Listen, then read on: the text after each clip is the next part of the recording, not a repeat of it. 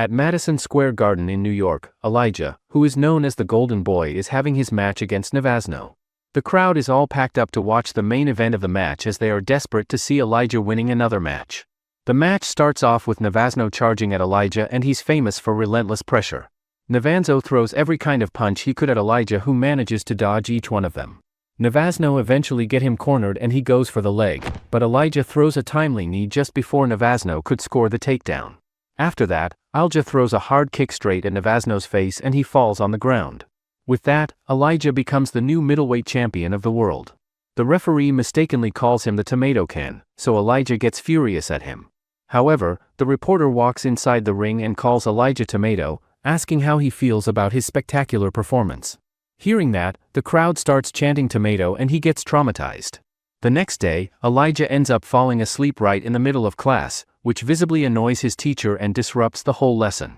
A girl sitting nearby in his class notices him mumbling something in his sleep that sounds like it has something to do with being a tomato can, and she looks over at him with a puzzled expression, wondering what on earth is going on with him. Once the class finally wraps up and everyone heads out, Elijah gets into his beaten up and worn out van and immediately calls his coach, who picks up and tells him that the fight is in just an hour and he needs to get moving. On the other side of things, everyone is already gathered and waiting for Elijah over at the Hammerstein Ballroom, and the tension of waiting around is starting to get to people. Elijah's coach is standing there hoping with everything he has that Elijah just makes it there on time without any issues, while his wrestling coach stands beside him and wonders out loud whether they should have scheduled him for a different date given everything that has been going on. The coach then explains that Joseph Jericho is actually in attendance tonight, and that a big and impressive win here could be exactly the ticket Elijah needs to break into the big leagues and start getting the kind of opportunities he has been working toward, which is why absolutely everyone involved is doing whatever they possibly can to make sure tonight goes the right way.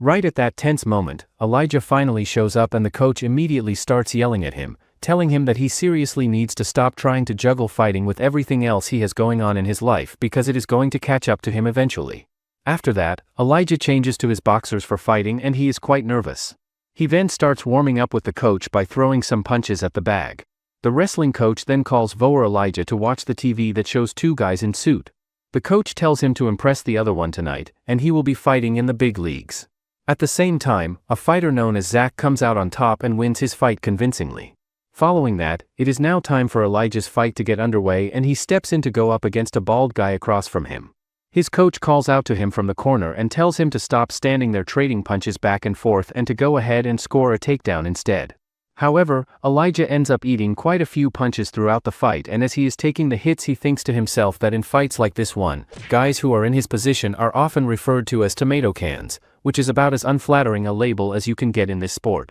Despite all of that, Elijah has always carried a dream deep inside him of becoming a world champion someday, and he holds on to the firm belief that he is either going to make that dream happen or he is going to die trying to get there because there is simply no middle ground for him. Elijah then manages to get his opponent down on the ground and secure a takedown, though the fans in attendance are clearly not happy about the fight going to the ground and make their displeasure known pretty loudly. In the end, Elijah comes out of it with a win by split decision, which means that 2 out of the 3 judges scored the fight in his favor while the third scored it differently. As Elijah looks around after the decision is announced, he notices pretty quickly that not only does his coach JJ not look particularly pleased or impressed with how the performance went, but the crowd is not exactly thrilled about it either. After the match, Elijah asks his coaches if they are not going to the after party, but they tell him that they need to care of something. Before leaving, the coach tells Elijah that he showed heart today and no matter what anyone says, he should not feel bad about it. On their way, the wrestling coach asks the other if he think it was alright leaving Elijah alone as there's nowhere they have to go. The coach says that after getting booed like that, they will be a laughingstock. At the after party, a guy named Silroy, who is the founder of Big Apple Beatdown, meets up with JJ. Deep down, JJ thinks that this part sucks and he is going to leave any chance he gets. At the party, Elijah is also there standing on the side when one of the guys approaches him to congratulate him on his win today and asks what's that bring his record to. The guy turns out to be none other than Zach. He then asks Elijah whether there are no coaches present and whether he has been left there completely on his own with nobody in his corner. Zach then takes the opportunity to start mocking him, saying that he would not want to be there either if his fighter had gotten booed right out of the cage the way Elijah did. Hearing that, Elijah gets completely furious and the tension between the two of them immediately becomes impossible to ignore as everyone in the room turns to look at Elijah and starts wondering out loud why the tomato can guy is over here getting into it with people. Zach then pushes things even further by saying that he has already beaten Elijah up 6 times before and that a 7th time would look just as good on his record as all the others. That pushes Elijah right over the edge and he throws a punch directly into Zach's face, which immediately escalates the whole situation into something that cannot be ignored. The security team then steps in and removes Elijah from the after party entirely, and after getting thrown out he makes his way over to JJ because he has something he wants to discuss with him. Elijah introduces himself and mentions that he competed in the BAB event that JJ attended earlier that evening. JJ looks at him for a moment and recognizes him as the kid who got booed the most out of everyone there, and Elijah responds by pointing out that JJ himself did not exactly look like he was having a great time at that party either. JJ thinks to himself that Elijah is actually pretty sharp for picking up on that and tells him that nobody has taken him out for a drink in quite a long time. After that, JJ takes Elijah out for a drink and while they are sitting there he starts asking him about his betting habits and what has been going on with that side of things. The guy then asks Elijah how long he has been fighting, and Elijah tells him that it has been 5 years and that he trains over at Goldman's MMA gym. The guy then says that a lot of fighters have come out of that gym over the years and that in all his time in this sport he has genuinely never seen a single gym produce that level of consistent talent the way Goldman's has. The guy then gets a call from his wife and steps away to take it, leaving just the two of them sitting there alone together. Once he is gone, JJ looks at Elijah and tells him that he already knows what he came over to talk about, and he follows that up by saying that he has spoken to hundreds of guys over the years who were absolutely convinced they were qualified and ready to fight for his promotion. JJ then tells him straight that he is simply not ready for the league yet, but Elijah pushes back and argues that his coaches are going to have to make him their golden boy in order to uphold the gym's reputation, and that training alongside some of the best fighters in the world is going to make all the difference for his development. JJ then tells him to stop talking and listen, making it clear that this is not a team sport where he gets to lean on his teammates to carry him through the tough moments and pick up the slack. JJ also tells him that if he were in Elijah's position right now, he would have already started seriously looking into finding a different gym because the coaches he has are simply not giving him the kind of proper guidance and direction he needs to reach the next level. Elijah says that the coaches have been with him from the start, so he can't hurt them. Hearing that, JJ starts laughing and says that he is really delusional. JJ further asks him if he is familiar with their TV show about mixed martial artists as the new season will begin a month from now and the winner gets a 7-figure contract to fight in Pancration and if he think he have the cojones to fight in his organization then he will see how he fare against the best up-and-comers. Few days later, all of the fighters are gathered together at the McNichols Sports Arena and JJ is there in person to welcome every single one of them. He also announces that they have a genuinely unique opportunity in front of them to showcase everything they have been working on and prove once and for all that they deserve a spot in Pancration, and he makes it clear that the next 8 weeks are going to be the toughest and most demanding challenge any of them have ever faced, so they need to make the absolute best use of all the resources and time available to them. One of the guys named Joe speaks up first and introduces himself by saying that he is completely undefeated, that he has the skills to back everything up, and that he is simply an alpha male through and through.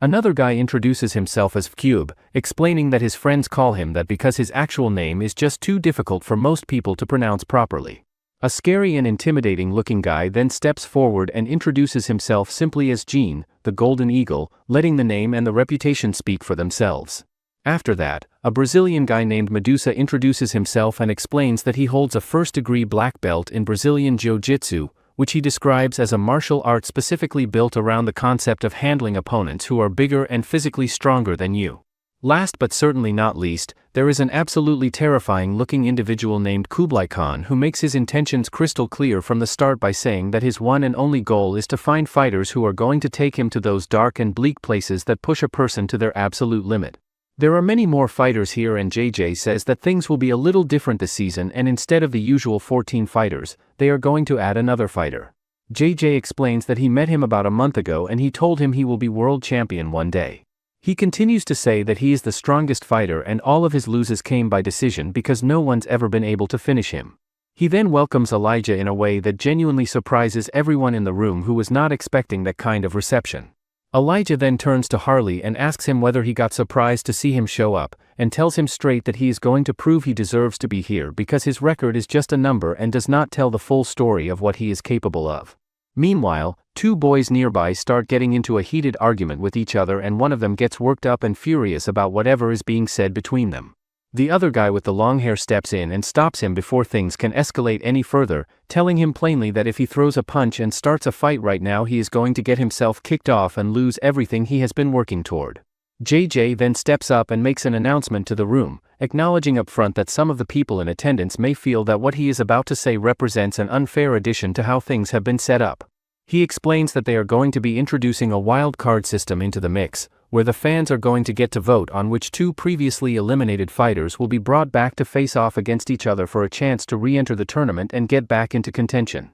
He also adds that whoever manages to finish their opponent in that wild card matchup is going to walk away with $5,000 on top of everything else. He then drops the most attention-grabbing part of the announcement by telling everyone that anyone who can go out there and finish Elijah specifically is going to receive $40,000, which works out to 8 times the original prize amount. Earlier that day, Elijah was sitting in the car with his coaches on the way to the location, and the nerves were written all over his face in a way he could not hide. His coach tried to lift his spirits and encourage him by reminding him that they had spent an entire month preparing specifically for this and that they genuinely believed in him and was confident he was going to go out there and do a good job. Elijah sat there feeling genuinely bad on the inside because he was aware that his coach had gotten stuck dealing with his struggles and setbacks even though he kept letting everyone down, and this time around more than any other time before he truly wanted to go out there and make them proud of him for once. When they dropped Elijah off at the location and he headed inside, the wrestling coach turned to the other coach and asked him honestly what he thought Elijah's actual chances of winning were in this situation.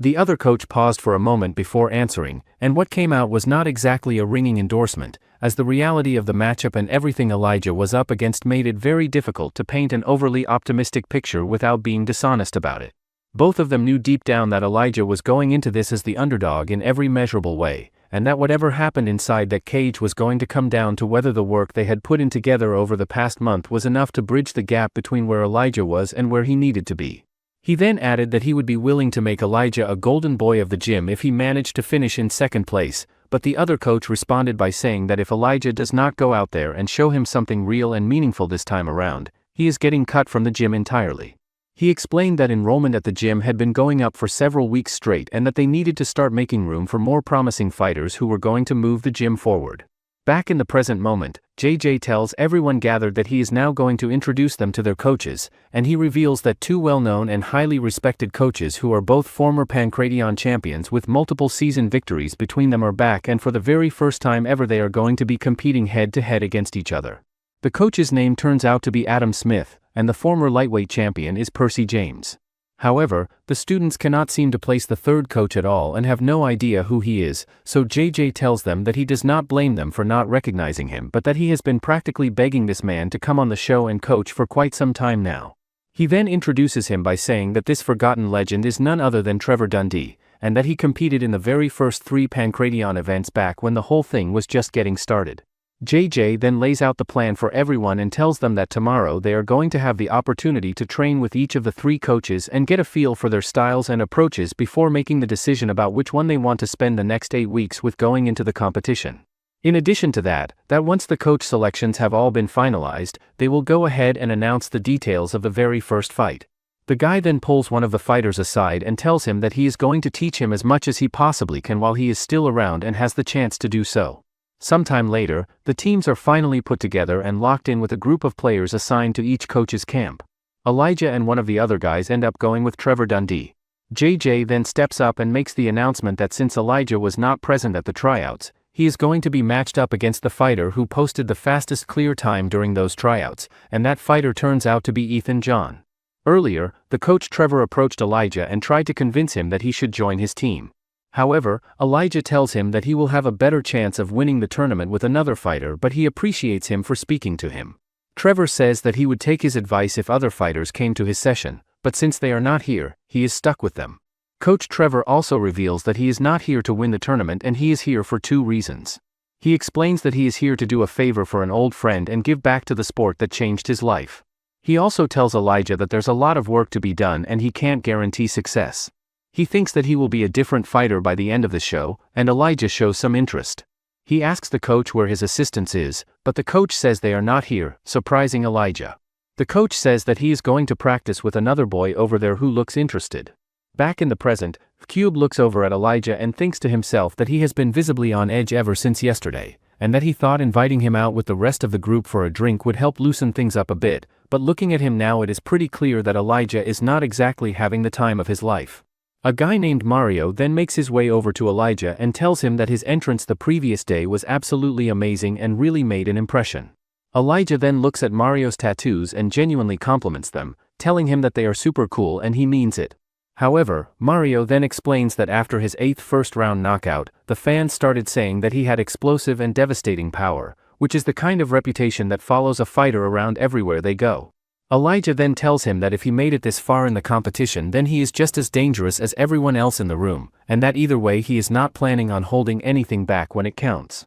Cube then comes over to Elijah and tells him that he wanted to give him a heads up about his upcoming fight and that he should go in with his eyes wide open and be careful. He explains that his opponent is a dirty fighter who is willing to do absolutely anything it takes to get the win and that during the tryouts he acted like he wanted to touch gloves in a show of sportsmanship, but before they could even make contact he immediately shot straight in for a double-leg takedown without any warning. Elijah then turns to Mario and asks him whether he has ever competed against this guy before, and Mario confirms that Joe and himself were actually the only two people who ever managed to beat him back in Division I wrestling. Mario then turns to Elijah and tells him not to lose hope, pointing out that while Ethan is undeniably a talented wrestler, his striking is still at a pretty novice level, and that if Elijah can just keep the fight standing and off the ground then things are going to work out just fine for him. After that, Joe and some of the others start cracking adult jokes amongst themselves, which prompts the director to step in and tell them to watch themselves and be careful about what they say because there are kids and respectable adults who watch this show and they need to keep that in mind.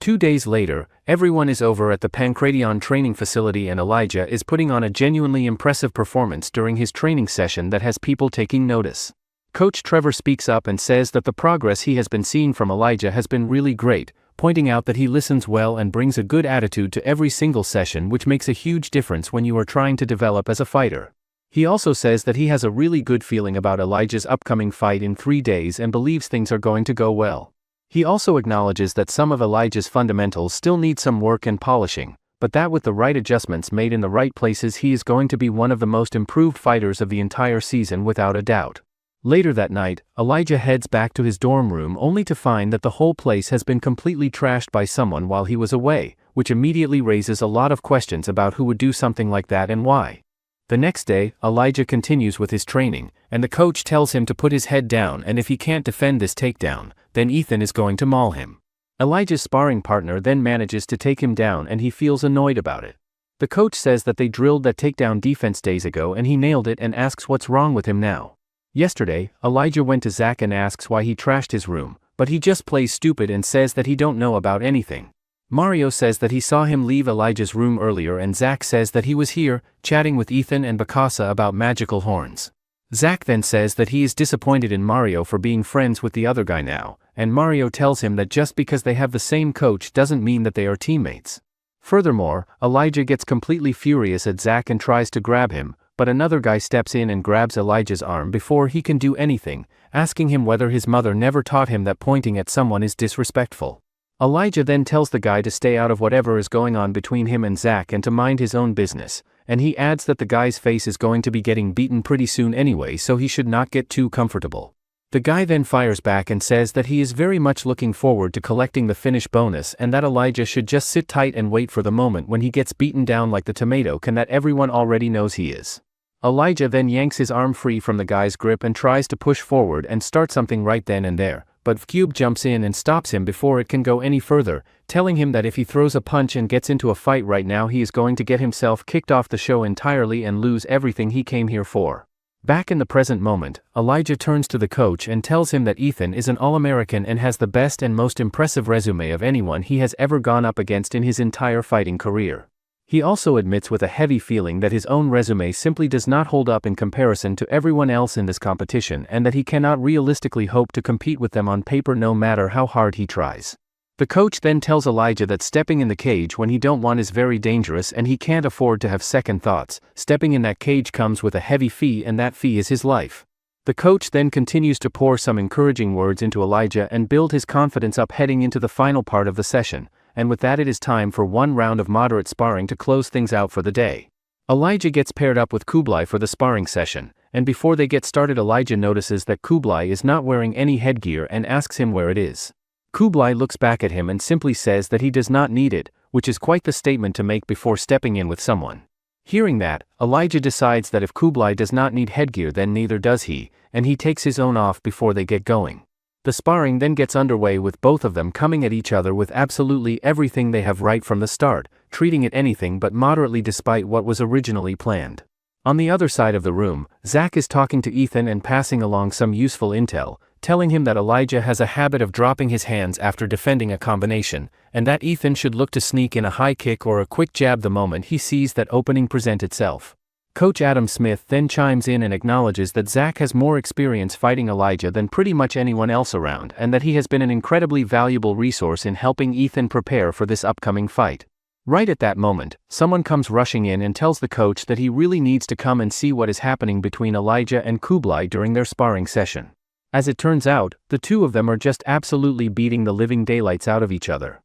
Hearing that, Ethan gets furious, and Kublai tells him to hold on to that anger and win this fight, so they may be able to meet in cage. Back in present, Coach Adam gets surprised to see Elijah still hanging around and thinks that JJ wasn't kidding when he said he was tough. Elijah then throws some kicks at Kublai who then dodges and tries to attack Elijah. Seeing that, the coach Trevor quickly tells Elijah that now is his chance to use double cheese and mayo combo. Elijah then throws his combo at Kublai who gets quickly beaten down on the ground. Earlier, Coach Trevor told him that Kublai has a habit of lowering his hands and especially when throwing teep kicks, and it's the perfect counter to catch him off guard. The coach tells him that he wants them to keep spar just so he could land a lucky shot and to show him that if he could survive one round with Kublai. Back in the present, Kublai looks over at Elijah and tells him that he is a whole lot better than he was expecting and that he did not take him seriously enough going into the sparring session, and he wants Elijah to know that from this point forward he is going to give him his full respect. Kublai then starts throwing punches at him before grabbing him and smashing him down hard onto the ground in a way that makes everyone watching genuinely uncomfortable. Seeing that, the other fighters looking on start thinking to themselves that the coach really needs to step in and put a stop to this before Elijah ends up in no condition to even make it to his scheduled fight against Ethan in one piece. Kublai then keeps going and continues unloading on Elijah before finally shoving him away with force. Kublai then gets himself into position and looks like he is about to drop a soccer kick, and Coach Adam watches that develop and thinks to himself that if Elijah takes one of those he is simply not going to recover in time to be ready for his fight with Ethan and the whole thing will be over before it starts. Before Kublai can follow through and throw the kick, Coach Trevor steps in and physically gets in the way and blocks him from doing it. Coach Trevor then looks at Kublai and tells him that he should not be getting too comfortable with dropping his guard the way he just did. The coach then walks over to where Elijah is and apologizes to him for letting the sparring session go as far as it did, but rather than breaking down about everything he just went through, Elijah looks up with a big smile on his face and enthusiastically asks the coach whether he saw how he knocked Kublai down earlier. The next day, there is a weigh-in for Ethan and Elijah where a bunch of players are present. Ethan gets 179 pounds and Zach asks Coach Adam if he don't think that coming in 6 pounds underweight will put a disadvantage. Coach Adam says that with all the damage Elijah took yesterday, he won't stand a chance. Now, it's time for Elijah for weigh-in and he gets 186 pounds for official weight. Elijah then feels happy about making the weight and the coaches say that he almost broke the scale up there. Kublai then almost says that it could all because of those energy drinks, but Elijah tells him to keep quiet as he is trying to get him in trouble. Hearing that, Kublai gets furious at Elijah and asks him what if this were a title fight. He says that he is lucky that the commission allows 1 pound over the weight limit. Just then, JJ shows up and says that it's time for face-off between both players. JJ tells them that they have all the time to touch each other tomorrow and that didn't come out right. Later that night, Elijah sits alone and looks at a picture of his dad, telling him quietly that he has a really tough fight ahead of him and that he hopes his dad is up there somewhere watching over him and looking out for him.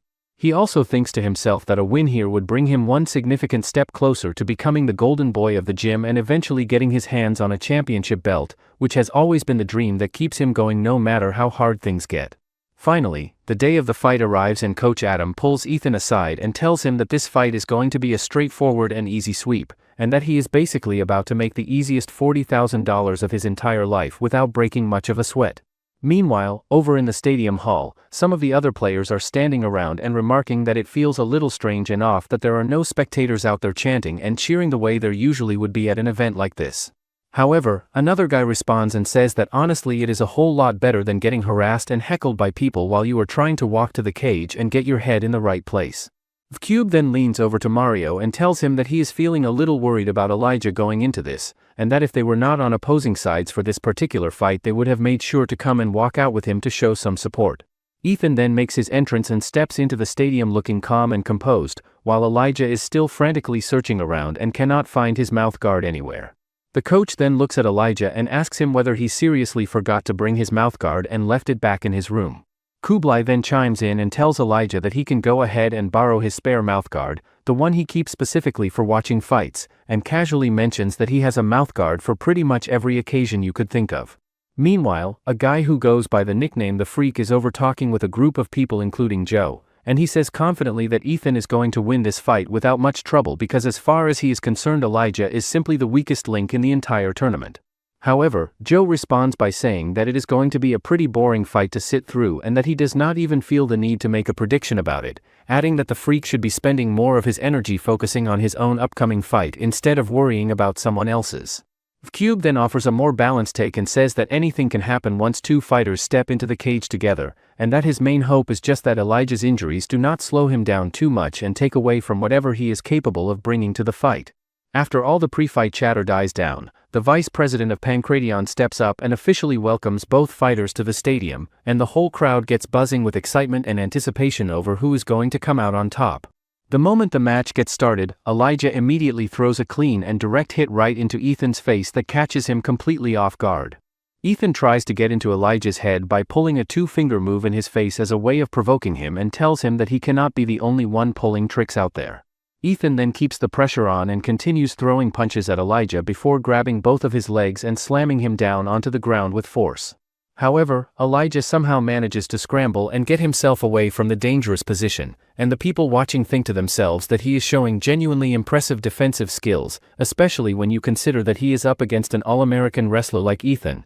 and that he has clearly improved in a very noticeable way since his last fight back in New York. Mario watches from the outside and hopes that Elijah can find a way to keep up with Ethan's relentless pace, pointing out that Ethan is not called the cheetah for nothing and that his speed is a serious problem for anyone who steps in there with him. Ethan then continues to press forward with more punches and tries once again to grab Elijah's legs and take him down, but Elijah reads it and gets himself away from the danger just in time. He thinks to himself that it was way too close for comfort, because if Ethan had managed to get that takedown early in the round he would have been in a really bad spot with a lot of time left on the clock. Ethan then sets up a fake takedown and uses it to create the opening for a heavy overhead shot that connects cleanly on Elijah. However, Elijah refuses to quit and fires back with a straight kick at Ethan, but this turns out to be a mistake because Ethan catches the leg and immediately uses it to push Elijah back and pin him up against the cage. The coach shouts at Elijah not to panic and just circle out and get his back off the cage. Out of panic, Elijah throws bunch of punches at Ethan, he just holds Elijah's waist.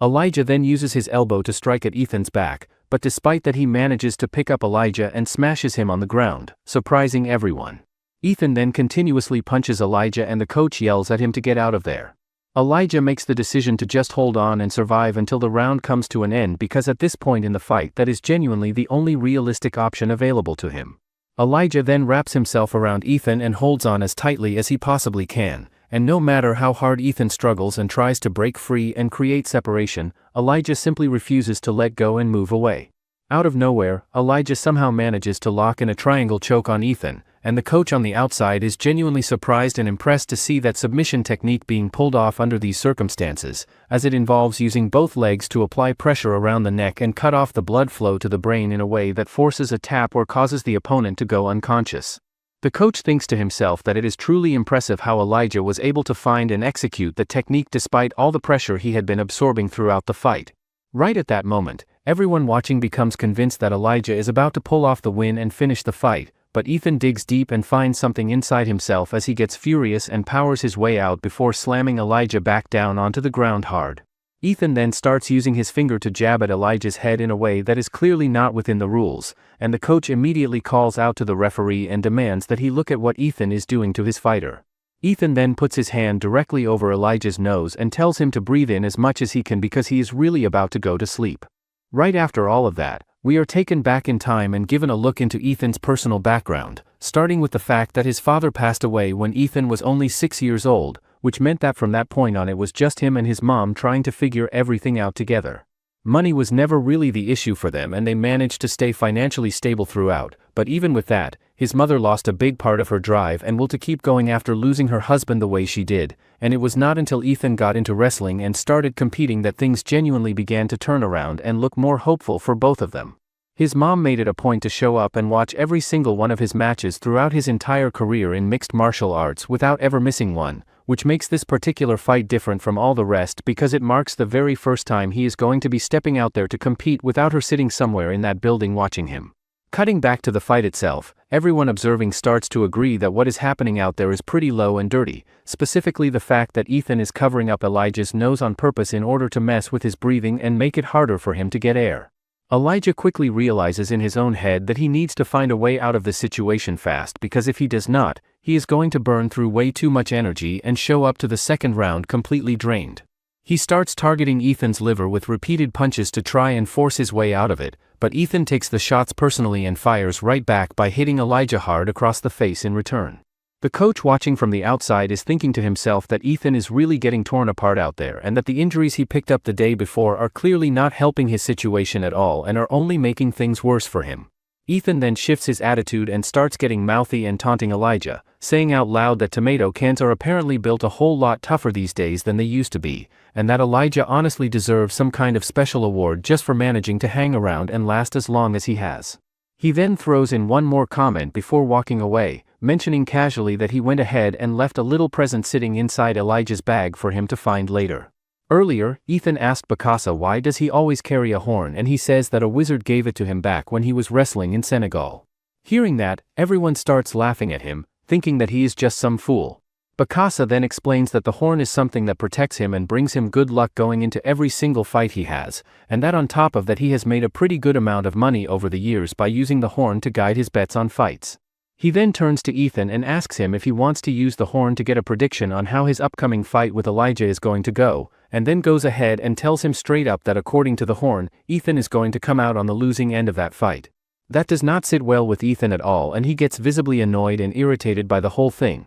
writing it off in his head as completely pointless and meaningless, and on his way back he makes the decision to go ahead and tear Elijah's room completely apart with Zach by his side. Back in the present, Elijah reaches a point where he has had enough and channels his frustration into action, using a butterfly guard to smoothly move himself around Ethan and get into position, but just before he is able to get a punch off the clock runs out and the round comes to an end. Even though the round is already officially over at that point, Ethan goes ahead and throws a punch anyway and lands it clean right on Elijah's face after the bell. Ethan then starts to feel a creeping sense of worry setting in as the thought crosses his mind that Bicasa's prediction might actually end up being right and that he could genuinely lose this fight, but he pushes back hard against that feeling and keeps telling himself over and over that he is going to go out there in the next round and get the win and show everyone including Bicasa that the prediction was completely wrong. His coach leans in during the break and tells him that he needs to go out and start getting takedowns early in the round so that they have as much time as possible to work toward finishing the fight. Ethan also finds his thoughts drifting toward his mom and the image of her rooting for him and wanting him to win, and his coach keeps pushing him by pointing out that Elijah is clearly worn down and running on empty at this point, which means that if Ethan goes out there and attacks with purpose he should be able to wrap this up pretty quickly. Ethan then glances across to the other side of the room and notices Kublai standing there with his eyes locked directly onto him. Earlier before the match, Kublai finds himself standing nearby and overhearing some of the other players talking about the sparring session he had with Elijah not too long ago. He overhears Mario bringing up the fact that he threw the soccer kick twice during that session and that nobody really knows what might have happened if Coach Trevor had not stepped in when he did to put a stop to it. The guy with the mustache then responds to Mario by saying that sometimes people just have to go to war in the practice room and push each other to the absolute limit and that if Mario cannot handle watching that kind of intensity then maybe he should go play soccer instead. Another guy then jumps into the conversation and calls Kublai a complete psychopath, saying that he is not only completely emotionless but that he honestly should be banned from the sport entirely for the way he conducts himself. Just before Kublai turns and walks away from the whole conversation, he overhears Elijah speaking up and saying that it was just an incredibly intense sparring session and that Kublai is actually a great training partner who always manages to bring out the very best in him. That catches Kublai off guard in a way he was not expecting. Back in the present moment, Zach leans over to Ethan and tells him to keep his head in the game and not let that clown Kublai get inside his head and throw him off. On the other side of the cage, Elijah tells his coach between rounds that Ethan keeps fouling him, and the coach tells him straight that he needs him to stop worrying about that and start working because he is already down a round and cannot afford to fall further behind. Kublai then hands some water over to Elijah and tells him that he thinks he has a game plan in mind that could really help them turn things around in the second round. He then lays out the game plan for both the coach and Elijah, and after hearing it through they both agree that it is actually not a bad idea at all, and that if they can execute it properly they have a genuine shot at taking the second round and getting back into the fight. The coach then tells Elijah that they are going to go ahead and follow Kublai's game plan exactly as he laid it out and trust the process. After that, the second round gets underway with Elijah coming out throwing a flurry of punches at Ethan, but Ethan weathers the storm and fires right back at him, showing that he is not going to go away easily. Ethan then starts moving in multiple directions trying to find the right angle to land a perfect and clean strike on Elijah, but out of absolutely nowhere Elijah unleashes an uppercut that nearly connects flush on Ethan's chin and causes him to have to quickly readjust and reset. Ethan thinks to himself in that moment that if that uppercut had landed cleanly and fully, the fight would have already been over right then and there. Elijah then fires a low strike directly at Ethan's leg which sends him stumbling backward and off balance. Ethan tries to come back and hit Elijah again, but Elijah reads him perfectly and uses a sharp knee strike to put Ethan down on the ground, which catches absolutely everyone watching completely off guard and by surprise. Ethan thinks to himself as he hits the ground that this is a really bad situation and that if he cannot find a way to take this fight down to the mat and keep it there, they are very likely going to end up going into a third round, which is not something he wants. Earlier, Kublai had sat down with Elijah and the coach to share some valuable insight, telling them that Ethan has a habit of taking a very wide stance whenever he sets up and goes for a takedown, and that this wide stance means he simply does not have the foot positioning he needs to properly check or dodge leg kicks in time to protect himself. He also told them that Ethan leaned very heavily on his wrestling in the first round and that they should expect him to go to it even more aggressively in the second round now that he feels the pressure building. On top of all of that, Kublai explained that whenever Ethan drops into that wide stance, Elijah needs to have his knees and uppercuts ready to go in order to prevent him from fully committing to and completing the takedown, and then the moment Ethan backs off and resets, Elijah should immediately attack the legs with low kicks to keep wearing him down. Back in the present moment, the second round comes to a close with Elijah nearly connecting on a shot that almost catches Kublai instead of Ethan, which gets a reaction from everyone watching. Finally, the fight goes to third round which is going to decide who will win this match. Ethan straight up charges at Elijah right at the start and he manages to fake the takedown for a clinch.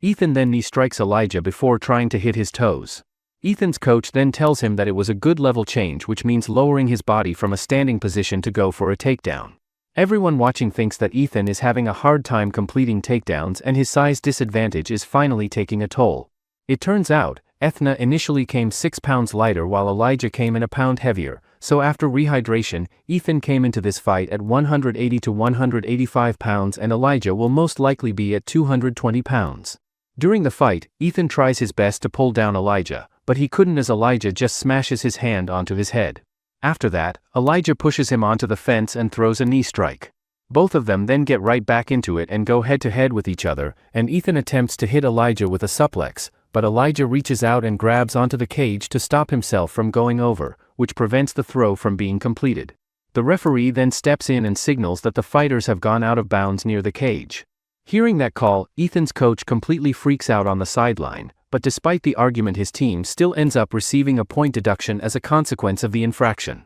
Elijah then comes in with a sharp elbow strike on Ethan, but before he can follow it up with another attack Ethan recovers quickly and puts him back down on the ground. Elijah's coach calls out urgently from the corner and tells him that he needs to get himself up and out of that position right now or he is going to end up losing the match because of it. Finally, after everything that has gone back and forth, Ethan makes the decision to go ahead and use his special technique which is the Kimura lock. Earlier, someone had told Ethan about the Kimura lock and explained that it got its name after the legendary Masahiko Kimura used it to actually break Helio Gracie's arm during their famous match. However, Ethan had responded at the time by saying that he did not need anything like that because his skills were already at a level where he did not have to rely on such techniques. Zach then jumped into the conversation and pointed out that you simply never know what is going to happen once you are actually in a fight, and told him that he should keep it in his back pocket just in case. Back in the present, Everyone watching gets genuinely scared that Ethan is actually going to break Elijah's arm as he cranks on the submission hold with everything he has, but the guy from earlier looks on and thinks to himself that Ethan is going about the whole thing the wrong way and making a critical technical error. Elijah then quickly rolls to his left and uses that movement to smash Ethan down onto the ground, and the reason he was able to pull that off comes down to the fact that Ethan did not step over fast enough to properly secure the lock. And on top of that, the size disadvantage actually worked in Elijah's favor in that specific situation by giving him enough leverage and room to wiggle his way out of the hold before it could be fully locked in. Deep down inside, Ethan feels genuinely bad for his coach as the situation starts slipping away from him, thinking to himself that he will do better next time around, but no matter what, he absolutely cannot afford to lose this fight, and he knows it. With only 60 seconds left on the clock, Elijah pushes himself and tries his best to land some more significant strikes and do as much damage as he can in the time remaining, but Ethan responds by throwing a sharp kick right at his face that snaps his head back. Ethan then starts running his mouth and mocking Elijah, telling him that he should have stayed in the minor leagues where he belongs and pointing out all the dirty work and grinding Elijah had to go through just to get to this point. Hearing those words sends a surge of pure fury through Elijah, and he comes back with a strike so powerful and perfectly placed that Ethan goes down and loses the match right then and there, leaving absolutely everyone watching completely stunned and unable to believe what they just witnessed. In a flashback from several years ago, Ethan and Mario are squaring off against each other in a match where the winner is going to move on and face Joe in the next round. Ethan's mom is sitting in the audience and cheering for him at the top of her lungs with such intensity that it starts to genuinely annoy the people sitting around her who are just trying to watch the match. The match gets underway with both of them going after each other hard from the opening moment, and after a back-and-forth battle, Mario ultimately comes out on top and wins the match. A guy sitting in the audience then starts making fun of Ethan after the loss, which immediately sets Ethan's mom off, and she gets completely furious before turning around and punching the guy without a second thought. Weeks after that, Ethan sits down with his coach, who brings up an interesting suggestion, telling him that since this was his last season, he should seriously consider making the transition to MMA because it would be a fascinating and potentially very rewarding move for him. The coach also mentions that he co-owns an MMA gym where Ethan could come and train, and points out that his wrestling foundation is already great, which means all he would really need to focus on building up is his striking and overall strength. However, Ethan pushes back on the idea and tells his coach that getting hit in the face is simply not something he enjoys, and that he would much rather look into trying out for the Olympics or competing in Abu Dhabi instead. The coach then smiles and tells him that he said the exact same thing when JJ first came to him and offered him the chance to compete in Pancration 1. He also tells Ethan that he deeply regrets not taking that opportunity when it was right there in front of him, because he could have been part of something completely new and exciting and could have been a true pioneer of an entire industry that was just getting started. He also admits that instead of taking that leap, he just followed the same path that everyone else around him was taking, and as a result he ended up becoming nothing more than a footnote in the sport's history, stuck in a coaching role and spending his days wondering about what could have been if he had just been brave enough to say yes. The coach then looks Ethan in the eye and tells him to just try it for once and see what happens. Shortly after that conversation, Ethan receives a call from a hospital and his heart immediately drops when he hears his mother has been admitted. The doctors inform him that she overdosed on a dangerous mixture. Ethan then asks the doctor when exactly she started taking those, and the doctor tells him that it has been approximately 4 hours, which hits Ethan like a punch to the gut and leaves him completely stunned. Ethan then starts putting the timeline together in his head and realizes with a sickening feeling that it was right around the time when he lost his first match to Joe that this all started happening. The doctor then hands Ethan a small note that had fallen out of his mother's hands when they brought her in. The note reads that she has been a selfish mother who forced him to wrestle all those years so that she could feel a sense of accomplishment through his success rather than truly doing it for him. Reading those words, both Ethan and the coach find themselves tearing up and struggling to hold it together, and then in the middle of all of that emotion, Ethan's mother wakes up and apologizes to him once again for everything she put him through. Not long after that deeply moving and life-changing experience, Ethan made the decision to get into MMA, and from the moment he committed to it he became completely and utterly obsessed with winning at all costs, willing to do absolutely whatever it takes to get his hand raised at the end of every fight. He thinks to himself that as long as he can keep his mother smiling and give her something to be genuinely proud of, he feels like he simply cannot do anything wrong no matter what path he takes to get there. Back in the present, Elijah connects with such a thunderously hard shot to Ethan's face that the referee has no choice but to jump in immediately and stop the match right then and there. Everyone in the arena erupts and starts cheering loudly for Elijah and celebrating what just happened, except for Zach, who stands there and convinces himself that Elijah only managed to pull off the win because of his size advantage and nothing more. Right at that moment, Zach suddenly notices that there is blood on his face, and when he looks around trying to figure out where it came from, he spots Elijah standing right on the edge of the ring, staring directly at him and telling him plainly that he is next on the list. Everyone then continues pouring their energy into celebrating Elijah and the moment he just created. As the celebration is going on, Elijah notices Ethan walking away and calls out to him to apologize for grabbing onto the cage back there during the fight, acknowledging that it was not the cleanest moment. He explains that it was just a natural reflex in the heat of the moment and that he was not doing it deliberately, but Ethan does not accept the apology and coldly tells him to go and tell the commission to overturn the result of the fight if he really means it. Seeing that Elijah goes quiet and does not have a strong response to that, Ethan turns and keeps walking without looking back, saying that Elijah should not bother apologizing when the damage has already been done and that bringing it up now is nothing more than rubbing salt into a wound that is still very fresh and very painful for him to deal with. The weight of that response hits Elijah and leaves him standing there quietly with not much to say back, because deep down he knows that Ethan has a point and that no amount of apologizing is going to change what already happened inside that cage or take away the result that is now permanently on the record for both of them to carry forward. Later in the locker room, a heavy and uncomfortable silence hangs over everything, but Zach eventually walks over to Ethan and tells him that he did the absolute best he could out there and that he should not forget that there is always the wild card still available to him as a path back into the competition. However, Ethan completely breaks down and starts crying, telling everyone that his mom is now going to go and kill herself because of this loss and that he cannot just sit here while that is happening. He then yells at everyone around him to get away and give him space, saying he has to get out of there right now before it is too late to do anything about it. On the other side of things, Elijah is sitting with his own thoughts and still processing the fact that this was his very first knockout victory in 32 fights, and the whole thing just feels completely surreal and almost impossible to fully take in.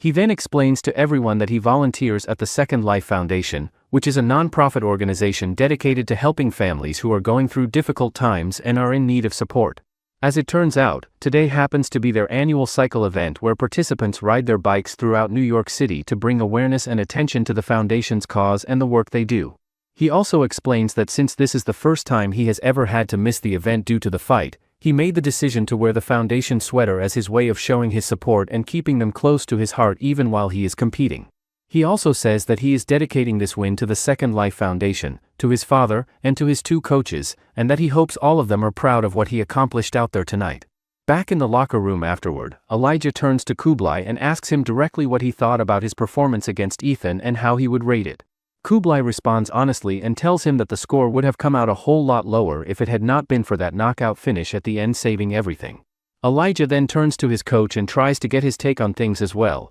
but the coach is clearly somewhere else entirely in his head, deeply lost in his own thoughts as he thinks about some kind of monstrous figure that seems to be approaching and closing in on him from somewhere. The following day, all of the other players have ganged up and are trying to force Elijah into taking an ice bath even though he is making it very clear that he wants absolutely no part of it. A guy who goes by the nickname One Punch explains that Elijah was going around complaining about having sore muscles, so they went ahead and set up an ice bath to help him out, and now that it is ready he has suddenly changed his mind about the whole thing. Right at that moment, JJ shows up and takes in the scene with a puzzled look on his face, wondering out loud what kind of nonsense these guys are even getting up to. JJ then comes over and sits down right beside Elijah, who is reluctantly sitting in the ice bath, and asks him what he wants to talk about, but Elijah immediately tells him not to be smoking anywhere near him before anything else gets said. JJ then gets to the point and tells him that he came by to give him a bonus for the impressive performance he put on. He says that it was a lucky shot when it comes right down to it, but that it was a good and clean knockout regardless of how it came about. JJ then gets a little more personal and asks Elijah why he competes and what keeps him going, wanting to know whether it comes down to money or fame. Elijah then opens up and says that he does not have any immediate family members depending on him and that he does not expect a whole lot out of life, especially in a sport that is as financially unforgiving as this one tends to be. He also says that he has come to realize that even if he somehow managed to become a 4-weight class division champion, he would still eventually be forgotten by most people when it is all said and done. He adds that he would probably only be remembered as the guy who once carried a 9-24 record, and that is exactly the reason why he does not fight for money or fame. Elijah then clarifies that he fights for himself and for what it means to him personally, and that his dad always told him that if he is going to do anything in this life he should do it for himself first and then for the people who genuinely believe in him and have his back. JJ then gives the bonus money to Elijah and he feels that the money is less, so JJ says that that little marketing stunt he did cost money and he didn't wear any Pancration attire during his workout either.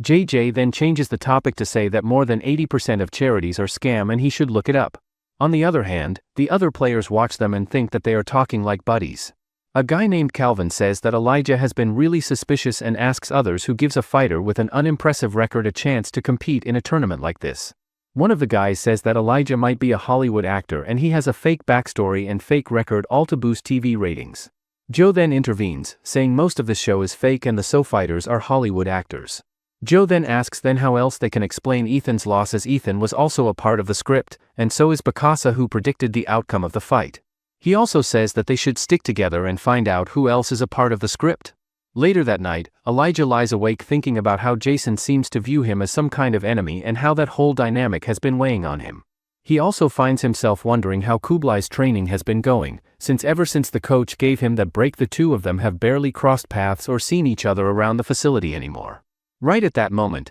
Jaime comes into his room and tells him that Kublai said he has something urgent that he needs to tell him and that he should come find him. Jaime then asks Elijah whether he knows anything about someone named Josephine Pride, and Elijah says that the name sounds familiar and that he might have heard it somewhere before. Jaime then reaches down and pulls off his shirt to reveal a tattoo of her right there on his chest, which immediately triggers something in Elijah's memory. Elijah then puts it together and remembers that Josephine is Jaime's daughter and tells him that it has been such a long time since that fundraiser where they first connected. Jaime then tells him that she is doing a whole lot better these days, and that it is largely thanks to the support and help they received from the Second Life Foundation, and that they are honestly the main reason he decided to start competing again and get back into the sport. Jaime also turns to Elijah and asks him genuinely how he finds the time and energy to keep up with his training when he is involved in so many other things outside of fighting at the same time. Afterward, Elijah makes his way over to find Kublai, who turns out to be in the middle of bleaching his hair, and he explains casually that he does it before every single fight as part of his routine.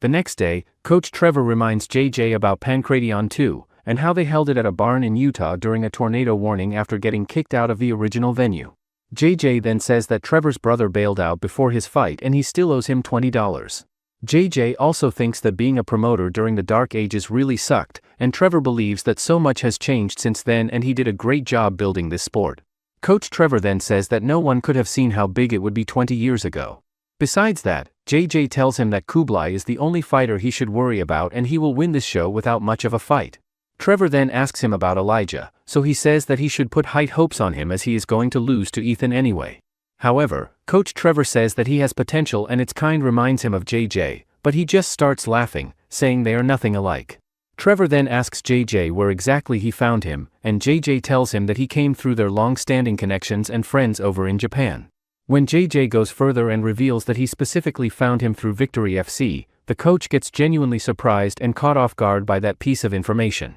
Later that same day, Coach Trevor heads back to the gym and walks in to find Elijah and Kublai both sporting completely new hairstyles that nobody was expecting to see. Kublai quickly jumps in and tells the coach that it was all Elijah's idea and that Elijah was the one who thought matching hair colors would be a great idea, but it becomes pretty clear pretty quickly that this is not the whole truth and that Kublai had more to do with it than he is letting on. The coach then calls Elijah over and presents him with a black belt, telling him that he is now officially a black belt of the Wanda style. Elijah has absolutely no idea what the Wanda style even is, so the coach takes a moment to explain that it is a fighting system he developed himself after suffering a loss in Pancration 3, and that the loss was what made him realize that being a one-dimensional fighter with only a single area of expertise was never going to be enough at the highest level, so he had to go and build up secondary skills that would enhance and support his primary ones. He also mentions that the Wanda style follows the same core principles as Jeet Kune Do in terms of its philosophy and approach. Trevor also admits openly that he does not feel like he gave his absolute best as a coach during Elijah's fight with Ethan and that looking back he knows he could have done a better job of preparing and guiding him. Elijah then tells him with full confidence that once he becomes the golden boy of the gym, he is going to be a champion before anyone even knows what hit them. He then hugs the coach to show his gratitude. Sometime later, Kublai and Jason are sitting down together for an interview where the interviewer asks them directly about what happened between them all those years ago. Jason immediately gets furious and tells the interviewer to drop the subject and move on because he has absolutely no interest in talking about that particular topic. JJ then weighs in and says that from his perspective he genuinely did not do anything wrong and that everything he did was purely in self-defense. Jaime then steps in and fills in some of the background, explaining that the whole thing traces back to something that happened 4 years ago when Jaime competed in a fight over in Japan and managed to win it using a soccer kick that had everyone in the building on their feet. The crowd went absolutely wild for him, and on top of the win he also walked away with a very generous bonus for the performance he put on that night. After that memorable moment for Jaime, it was time for Kublai's fight to get underway, and at that point in his career Kublai had been rising up through the rankings at a pace that nobody had really seen before and was turning a lot of heads in the process. Kublai was stepping in as a late replacement opponent for Jason's older brother, who at the time was considered one of the very best open-weight fighters in the entire sport. During the fight, the opponent started laughing at Kublai and mocking him for being so small and physically unimposing compared to what he was used to facing. However, the moment the opponent made the incredibly poor decision to lick Kublai's face during the fight, something snapped inside Kublai and he responded by knocking the opponent out cold with a single blow. Seeing that, everyone gets completely surprised because the moment the opponent got right up in Kublai's face, Kublai just straight up punched him without any hesitation whatsoever. Back in the present moment, Kublai says that Jason's brother is a little strange and hard to read, and that he genuinely cannot say exactly what happened in that moment because the referee stepped in and blocked his view of the whole thing. Going back to an earlier moment, another guy had tried to throw a punch at Kublai, but Kublai put him down with a single clean punch before he could do anything meaningful, which left everyone watching completely stunned by how quickly and efficiently it was handled.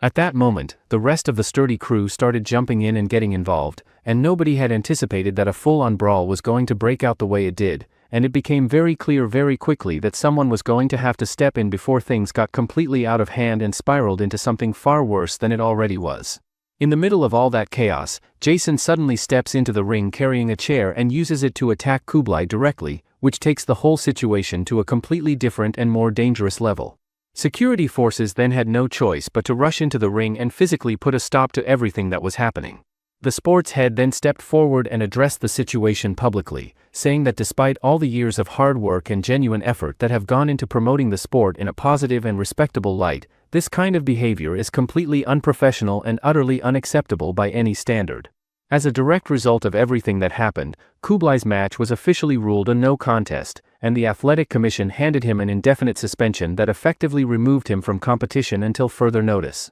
However, it didn't go too well for Kublai. Some days later, Jason's older brother and his crew are having fun at a restaurant, talking about how Kublai is lucky that the police got there before they did any damage. They also laugh about how he got suspended, but Johnny says that he wants to beat Kublai so bad. Another guy then says that President Onoda guaranteed a rematch after his suspension, and he expects it to be a big main event. At the same time, Kublai slips outside and walks over to a guy who is sitting in a small, parked truck nearby, and it becomes pretty clear that whatever is being discussed between them is not something he wants anyone else to hear. When the boys come out of the restaurant, Johnny suddenly notices a truck coming straight toward them and reacts without thinking by shoving Jason out of the way before taking the hit himself. Surprisingly, despite getting struck by the vehicle, Johnny somehow walks away without suffering any serious injuries, which leaves everyone standing there completely stunned. It is now becoming increasingly obvious to everyone around that the tension and hatred between Kublai and Jason has been building to a breaking point,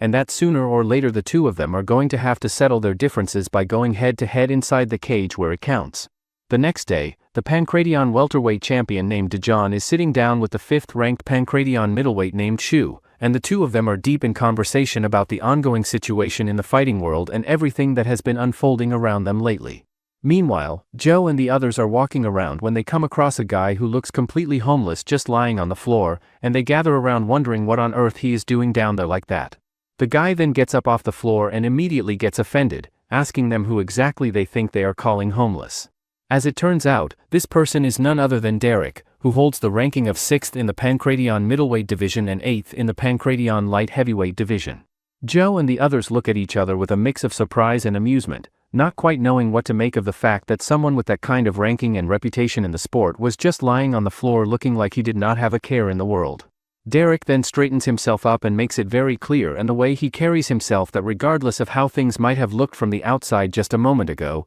He is absolutely someone who commands respect and should not be taken lightly by anyone standing in front of him, rankings or no rankings. The next day, JJ gathers everyone together and informs them that before the weigh-in gets underway, he has brought in some of the top fighters from the Pancration roster specifically to come and watch the fight, and that this whole thing came about because of calls that Shu had been making. The producer then jumps in and says that he personally thought it would be a fantastic idea to bring in current active Pancration fighters, and especially those 3 in particular, so that the contestants could get a real up-close look at the people who could potentially become their future rivals if they make it far enough in their careers. He goes on to explain that the middleweight division is one of the most exciting and dynamic weight classes in the entire sport, largely because fighters in that division have a whole lot more flexibility when it comes to moving up or down a weight class without losing too much in terms of size and physical advantage compared to their opponents. Furthermore, he adds that the main challenge these fighters face is cutting down enough to make the 170-pound weight limit when fight week comes around, and that fighters in the higher and lower weight classes often find themselves stuck with far more limited options when it comes to moving between divisions. He also mentions that the heavyweight champion would have been there to make an appearance as well, but that he is currently busy and locked in on his preparation as he gets ready to headline the show's upcoming finale event. Later, Shu tells the players that they are lucky that they got the same coach as him because if it weren't for him, he don't think he would have made it. Joe then approaches him, saying he is a big fan of him despite being on the other side and he made good money betting on his fight against Derek. At the same time, Dejan shows middle finger to one of the long-haired player, and Elijah wonders if everything is okay between them. Dejan then says that at one point, the long-haired guy tried out to be a golden boy but their coaches knew he was full of crap, so that's the reason why he has a grudge against anyone associated with the gym. Elijah then greets Dejan, saying they trained together some time ago. However, Dejan acts all cold and says that they only did one session together and it's not like they are some kind of friends. Dejan then asks him if he is not ashamed that he is giving their gym a bad name and mentions that Coach Van is planning to get rid of him. Hearing that, Dejan gets mad and says it's all a lie. Dejan tells him to leave the gym on his own, but Kublai just smacks the belt out of his shoulder, saying his hand slipped trying to wipe something. Afterward, it is time for Kublai's weigh-in and he comes in at 184.5 pounds while his opponent tips the scales at 185.5 pounds, meaning both fighters are right where they need to be heading into the matchup. The next day, Jason is throwing himself into his training with even more intensity and drive than before, and his coach watches him work and thinks to himself that Jason is simply going to win this fight no matter what because of the sheer level of dedication and hard work he has been putting in every single day leading up to this moment. On the other side of things, Kublai is just standing quietly in a corner by himself, and he genuinely believes that standing alone in a corner and clearing out all the noise around him is the best way for him to get his mind sharp and focused before a fight. Finally, the time of the match arrives and everyone is getting themselves ready and settled in for what promises to be an absolutely epic fight, with some people even bringing snacks along because they are that excited about what they are about to watch.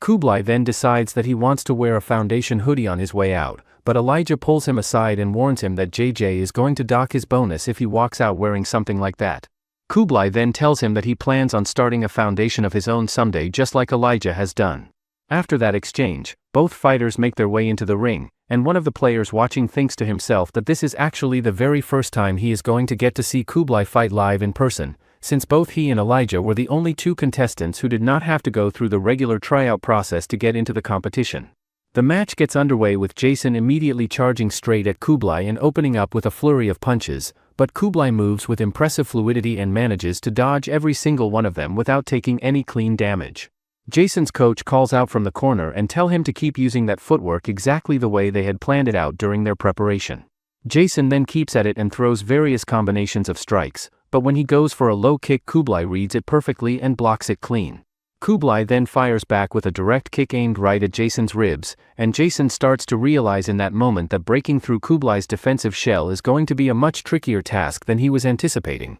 which means he is going to have to start mixing up his combinations and attacking from different angles to keep Kublai guessing. He then goes ahead and throws a variety of different combinations that get the crowd excited and entertained by what they are seeing. Despite all of that effort and variety, Kublai comes back and lands another heavy body kick that does a significant amount of damage to Jason and forces him to reassess his approach. Jason thinks to himself that he needs to close the distance between them and get in tight so that he can take some of the power out of those kicks before they do any more damage. As the match continues to develop, everyone watching is thinking to himself that this fight is really getting good and living up to all the anticipation surrounding it. But before Jason can find a way to shift the momentum, Kublai catches him and beats him up in a way that puts him in a really difficult position. The coach then calls out to Jason and tells him to stay out of the pocket and use his footwork to move around and find openings rather than standing in front of Kublai and taking punishment. Kublai then starts getting into Jason's head by taunting him, telling him that he should just stop waiting around like a clown and come charge at him if he has the nerve to do it. Jason then throws a kick at him, but Kublai dodges it and hits him with an uppercut. Everyone thinks that Jason started out so good, but he's slowed down and those body kicks are insane, so if he doesn't defend those, he's in big trouble. After that, Jason gets beaten up even more by Kublai as he throws various kinds of attacks on him. Kublai then throws another kick, but this time Jason grabs it and smashes him onto the ground. Jason's coach then starts shouting at him that he should start scoring points from that position. Jason then starts throwing punches at Kublai's face, but it doesn't last long as Kublai gets the control back and hits Jason with an extremely powerful elbow attacks. Jason then starts bleeding that surprises everyone. Elijah then remembers that elbow attack from few days ago when Kublai was practicing it in the gym. At first, Elijah had told Kublai that the elbow strike does not look like it has any real power behind it, but Kublai explained to him that the slashing elbow is not designed or intended to knock an opponent out because its entire purpose is to slice them open and cause a cut. He went on to explain that a surprising number of people completely panic the moment they see their own blood during a fight, which is what makes the technique so effective as a tactical weapon even without the knockout power behind it. Back in the present moment, Kublai manages to shove Jason away and force him out of his original position, and Jason immediately feels the blood from the cut starting to run down and mess with his vision in a way that is making it increasingly difficult for him to see clearly and track what Kublai is doing. Kublai then keeps the pressure on and throws more punches and kicks at Jason that only makes the whole situation worse and put Jason in an even more desperate spot than he was already in. The referee then steps in and stops the action, calling the doctor over to come and take a close look at Jason's cut and assess whether he is in a condition to safely continue fighting. The doctor examines it carefully and tells the referee that if the cut gets any worse as the fight goes on, they are going to have no choice but to stop the match and call it off entirely for Jason's safety. Jason meanwhile is thinking to himself that he is going to switch into pure defensive mode and try to survive until he can get back to his corner, and that if he can just make it through the rest of this round in one piece he is going to come out in the next round and finish Kublai once and for all.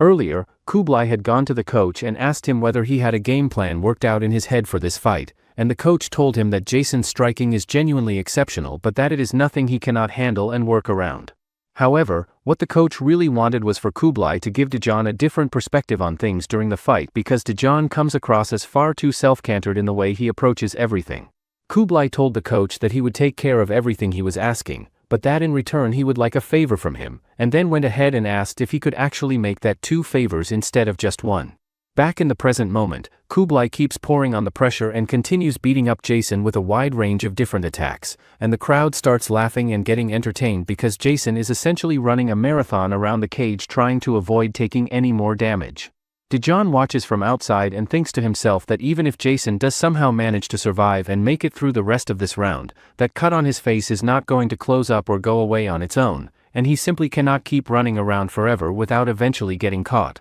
Kublai then gets genuinely frustrated and asks Jason out loud why he has stopped fighting and is just moving around instead of engaging. He then throws a kick at Jason who does his best to set up a block, but Jason actually manages to dodge it at the last possible moment. Kublai then goes back to his taunting and tells Jason that it is a real shame to see him running around like a scared little foal, and that his brother must be sitting at home watching this and feeling completely embarrassed by what he is seeing. Jason then finds himself thinking back to a memory that clearly left a deep mark on him, specifically the moment when he watched his brother cry for the very first time in his entire life, and the reason behind those tears was none other than Kublai. He thinks to himself that his brother had never once cried before that moment, not after losing a match, not even when he felt robbed by the judges at the Grand Prix when the decision clearly should have gone his way. When Jason's brother lost his fight, Jason was absolutely furious about it and could barely contain himself, but his brother pulled him aside and told him to calm down, explaining that he entered this tournament as a complete unknown that nobody had heard of, and yet by the end of it everyone in that building was cheering for him and even his opponent had taken the time to acknowledge and respect the talent he had shown. His brother went on to say that as long as he went out there and showed heart and did not do anything that would humiliate his friends and family in the process, then he was good with whatever the outcome was, because he would rather die than go out there and be humiliated in front of the people he cares about. Back in the present moment, something shifts in Jason and all of that emotion and memory comes rushing to the surface as he throws a thunderous and perfectly placed punch directly into Kublai's face before telling him in no uncertain terms never to mention his brother's name again. Kublai then squares up and tells Jason to come at him, and the moment Jason obliges and charges forward, he walks straight into a clean punch from Kublai that snaps his head back. Jason fires a punch right back at him in return, and the crowd comes alive thinking that this fight is absolutely not over yet and that there is still plenty left to be decided between these two. However, some of the more experienced eyes watching from the sidelines are thinking to themselves that Jason is not going to make it through this round because the desperation is starting to show in everything he is doing, and desperation in a fight is never a good sign for the person showing it. Then, in a completely unexpected and surprising moment,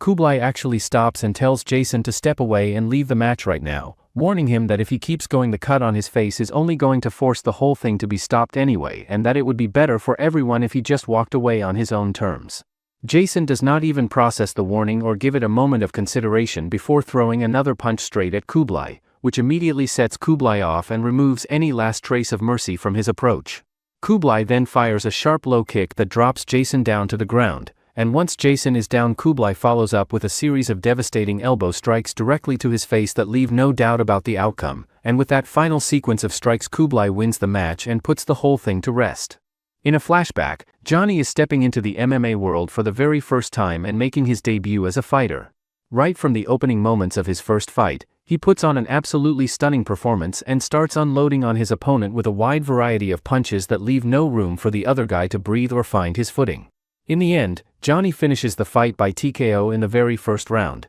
and everyone watching is completely blown away by what they just saw, with people talking about what an incredible debut it was considering he finished his opponent in just 20 seconds from the start. A year later, it is Jason's turn to make his own debut in the sport, and just like his older brother, he goes out there and finishes his opponent in the first round as well, doing it in less than 30 seconds and making it look almost effortless in the process. Back in the present moment, the general feeling among everyone watching is one of sympathy for Jason and how the whole thing played out, with people feeling genuinely bad about him losing and talking about how brutal it was that Kublai managed to finish him with only 30 seconds left on the clock. Elijah, on the other hand, is feeling happy and genuinely pleased that Kublai came out on top, though he thinks to himself that the way it ended was really brutal and hard to watch even for someone rooting for Kublai to win. Dejan sits there with a feeling that something is off and does not quite add up, but when he looks over at Kublai, something suddenly clicks for him and he figures out what it is. He then quickly reaches over and grabs his belt before getting up and leaving without saying much to anyone.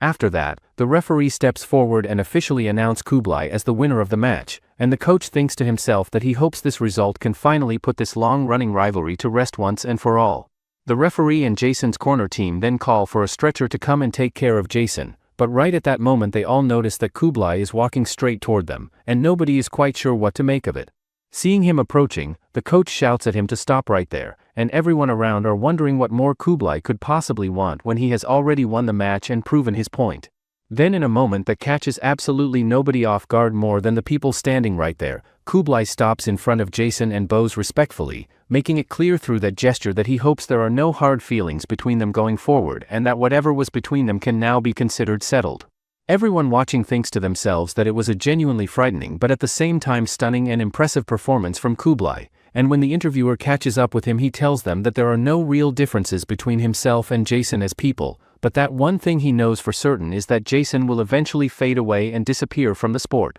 Back in the locker room, Elijah tells Kublai that the way he was able to slow Jason's movements down using his body kicks throughout the fight was absolutely amazing to watch. Kublai then responds by saying that he actually found the fight pretty boring overall, which genuinely surprises Elijah to hear. Kublai then explains that he fights at his absolute best when he is up against an opponent who pushes him to a real and genuine challenge rather than someone he can figure out and control from early on. Kublai then goes on to reveal that back when he was competing for Victory FC, there was one particular fighter who turned out to be the toughest and most demanding challenge he had ever faced up to that point in his career. He also says that as far as he is concerned, nobody else competing in this tournament right now has the ability to install that same kind of fear and uncertainty in him that fighter did. Kublai then turns to Elijah and asks him directly whether he wants to meet him in the finals and show everybody watching what a real fight actually looks like, and Elijah tells him that he is absolutely down for that. Before any of that can happen, they need to get themselves back to the sparring session and keep putting in the work.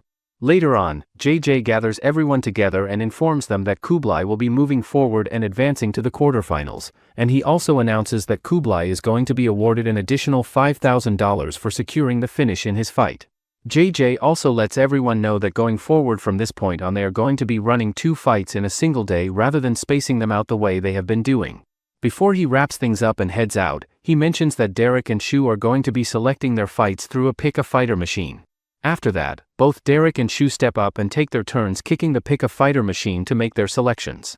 Later on, Shu catches up with Dajon and asks him whether he is satisfied with everything he came out here to see, but Dajon just tells him to stop following him around and give him some space. Shu then tells him that he liked him a whole lot better before he started putting on this tough guy act, and that the attitude he has been carrying around almost got him into serious trouble with Kublai just the day before. Dajon then admits that something felt off about that fight right from the very beginning and that it was like Kublai was not even trying to reach his full potential out there. He also mentions that the whole thing felt less like a competitive fight and more like Kublai was deliberately trying to send someone a very specific message through his performance. Shu responds by telling him that he should actually be glad he made the trip out here to witness it for himself in person, and that compared to the rest of the Pancration elites, the two of them seem to be the only ones who are genuinely taking Kublai seriously as a threat and paying close attention to what he is capable of. Shu also points out that Kublai is going to become a real thorn in everyone's side the moment he eventually makes his way into Pancration, and that at this point it is really just a question of which division he is going to choose to invade first when the time comes. Sometime later, Shu makes his way over to Kublai and tells him that he had been genuinely looking forward to watching his fight against Jason, and that Kublai did not disappoint him in the slightest with what he delivered out there. He also says that he looks forward to his Pancration debut and they will share the cage one day. However, Kublai says that he has a tough battler as he have to get through Elijah first in the finals, and that surprises Shu. He thinks that Kublai is unbelievably tough for going through that sparring session with Kublai, but sparring is different from an actual fight. Shu then turns to Elijah and says that he is looking for him to see if he could debut in Pancration someday. Elijah says that there is no doubt about it as he is going to debut in there for sure. Before the fight, Kublai asks the coach to train Elijah and explains that he don't need as much attention as Elijah and he is going to need a lot more help if he's going to progress. He also says that he wants him to fight in the finals and if he reaches his potential, then he will be the one to give him a true fight. The coach then turns to Kublai and asks him directly what he sees when he looks at Elijah, and Kublai replies that he sees a genuinely great fighter who is being held back and weighed down by way too many distractions in his life. The coach then tells him that he is going to do absolutely everything within his power to make sure that both of them make it all the way through to the finals, which is the goal he has set his sights on from the very beginning. Later on, Kublai receives the Wanda-style headband from the coach and goes over to Elijah to let him know that the coach said he would give him one if he managed to finish Jason in the first round without relying on any of his advice or guidance to do it. Elijah then turns to the coach and asks him how long it typically takes before someone gets promoted to a white band, and the coach responds by telling him plainly that there is no set time stamp or specific timeline when it comes to achieving true mastery because it happens when it happens and not a moment before. Right at that moment, Vasily and Jaime come walking into the gym together, and the coach announces to everyone that they are going to be the newest additions to their team going forward. As it turns out, after the upcoming fights were officially announced, all of the fighters were given the option of either sticking with their original coaches or going with a temporary coach for their next matchup, which led to some interesting decisions being made across the board. The following day, Coach Trevor gets the training session underway for the boys, and it includes working 2 pounds of pads with him directly followed by 2 rounds of defensive wrestling to round things out. Cube, whose real name turns out to be Vasily, says that Trevor is one of the toughest and most demanding coaches he has worked with yet, and that they are getting through 4 full training sessions every single day, which is no small ask on the body and the mind. On the other side of things, Jaime reflects on his time in the camp and thinks about how much he has actually learned from his limited time working with Coach Trevor, especially given that he is coming from a kickboxing background where certain things are done very differently. During training, Coach Trevor would constantly remind him to keep his hooks nice and tight at all times, and that if he turns too far he is going to leave himself wide open for a takedown that he will not see coming until it is too late. At first, Jaime had assumed that Trevor came onto the show simply to get lucky and take home the $500,000 reward that goes to the winning coach, but after spending real time around him, Jaime has completely changed his view and now genuinely believes that Trevor is the real deal and that he truly cares about the fighters he works with. Coach Trevor then sits down with the interviewer and tells them that training with the new guys has been a genuinely great experience, and that even though the arrangement is only temporary, both Vasily and Jaime have shown themselves to be humble and hardworking with really solid attitudes throughout. The coach goes on to explain that Vasily is a master of sport in combat sambo, which makes him a fairly well-rounded and complete fighter, and that Jaime, who he had actually heard about before the tournament even began, is an elite-level kickboxer who was a double champion in 2-on-1 kickboxing before making the transition over to MMA. However, coach is not a bit concerned that they are 3 days away from the fight. He also says that there is an issue with Vasily's weight as they have 2 days to make 185 pounds or else he will be disqualified from the tournament. Meanwhile, over at Coach Percy's camp, he tells everyone that the whole team is feeling on edge and unsettled because Jason has been admitted to the hospital and nobody knows exactly how serious things are going to get. Joe and Sunny are both getting themselves ready and prepared for their upcoming fights, and Shu has stepped in to help with their training, explaining that he decided to extend his stay specifically so that he could lend a hand to Sifu Percy and assist with getting the team ready, and that he has to say the fighters competing this season are genuinely some of the most talented he has come across in a long time. The coach then addresses the team and acknowledges that going up against their own teammates is a strange and uncomfortable situation to be in, but points out that they actually know more about Vasily and how he operates than Trevor knows about any of them, which gives them a real tactical advantage going into the matchup. Joe then works through some of his techniques in a sparring session with Shu, and Shu notices something interesting, thinking to himself that Joe intentionally allowed himself to get caught in a guillotine choke specifically so that he could work on improving his defense from that position, which shows a level of self-awareness and strategic thinking that not many fighters have. Shu also mentions to Joe that he could not help but notice the large scars on his back, even though they are barely visible unless you are looking closely. Joe responds by saying that those are battle scars he earned on the day he became a real man and that they carry a lot of meaning for him. Later on, Joe goes ahead and orders a large amount of food for Vasily so that he can eat as much as he wants, knowing full well that the more Vasily eats right now the harder and more miserable his weight cut is going to be when the time comes. Meanwhile, over at Coach Adam's place, Mario and the others notice that Bicasa is training incredibly hard and going through some kind of spiritual and ritualistic preparations that seem to be connected to predicting how his upcoming fight is going to go. Coach Adam says that their confidence going into this fight with Bicasa is very high and that they are feeling good about where things stand. The coach goes on to say that he does not think Jaime has anything in his arsenal that would genuinely worry them going into this matchup, and that while Bicasa's striking is not exactly the most polished and refined, he makes up for it with an absolutely explosive level of raw power that can end a fight in an instant. The coach also shares that his biggest concern when it comes to Bicasa is his tendency to get fixated on his pre-fight rituals, and that because of this fixation he can become easily distracted from the more practical side of preparation, and that Bicasa genuinely believes deep down that these rituals are what increases his chances of coming out with a win. Bicasa then speaks up and explains that the pre-fight rituals are a tradition he carried over from his Lamb days and that he has always kept them close, and he says that personally he views fighting as a deeply spiritual endeavor where training only makes up a small part of the overall picture. Back over at Coach Trevor's gym, Trevor thinks to himself that the weight cut has been an incredibly difficult and draining process for Vasily,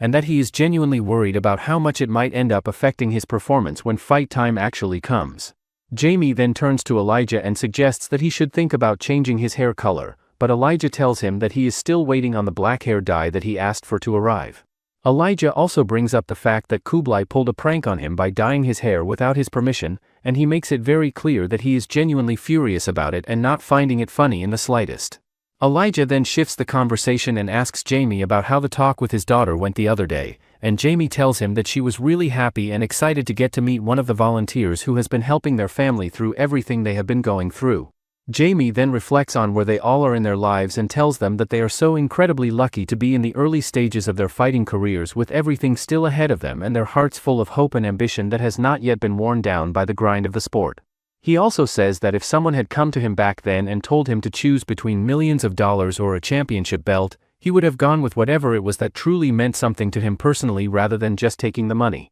That statement hangs in the air for a moment as everyone around takes it in and thinks about what it means for their own journeys and the choices they are going to have to make as their careers develop and the stakes get higher. It is the kind of thing that sounds simple on the surface but carries a lot of weight when you actually sit with it and think about all the sacrifices and compromises that fighters are forced to make along the way, and the question of whether at the end of it all they stayed true to what brought them to the sport in the first place or whether they got lost somewhere along the way chasing things that did not really matter to them as much as they thought they did. Later that night, Vasily's teammates check on him while he is in the sauna and ask him whether he is doing all right in there, because from the outside it genuinely looks like he could collapse at any given second and they are getting worried about him. Finally, the day of the official weigh-in arrives and one by one everyone steps on the scale and passes without any issues, except for Vasily, who comes in at 189 pounds, which is well above the limit. He is then told that he has exactly 1 hour to get himself down to at least 186 pounds or he is going to be disqualified from the tournament entirely.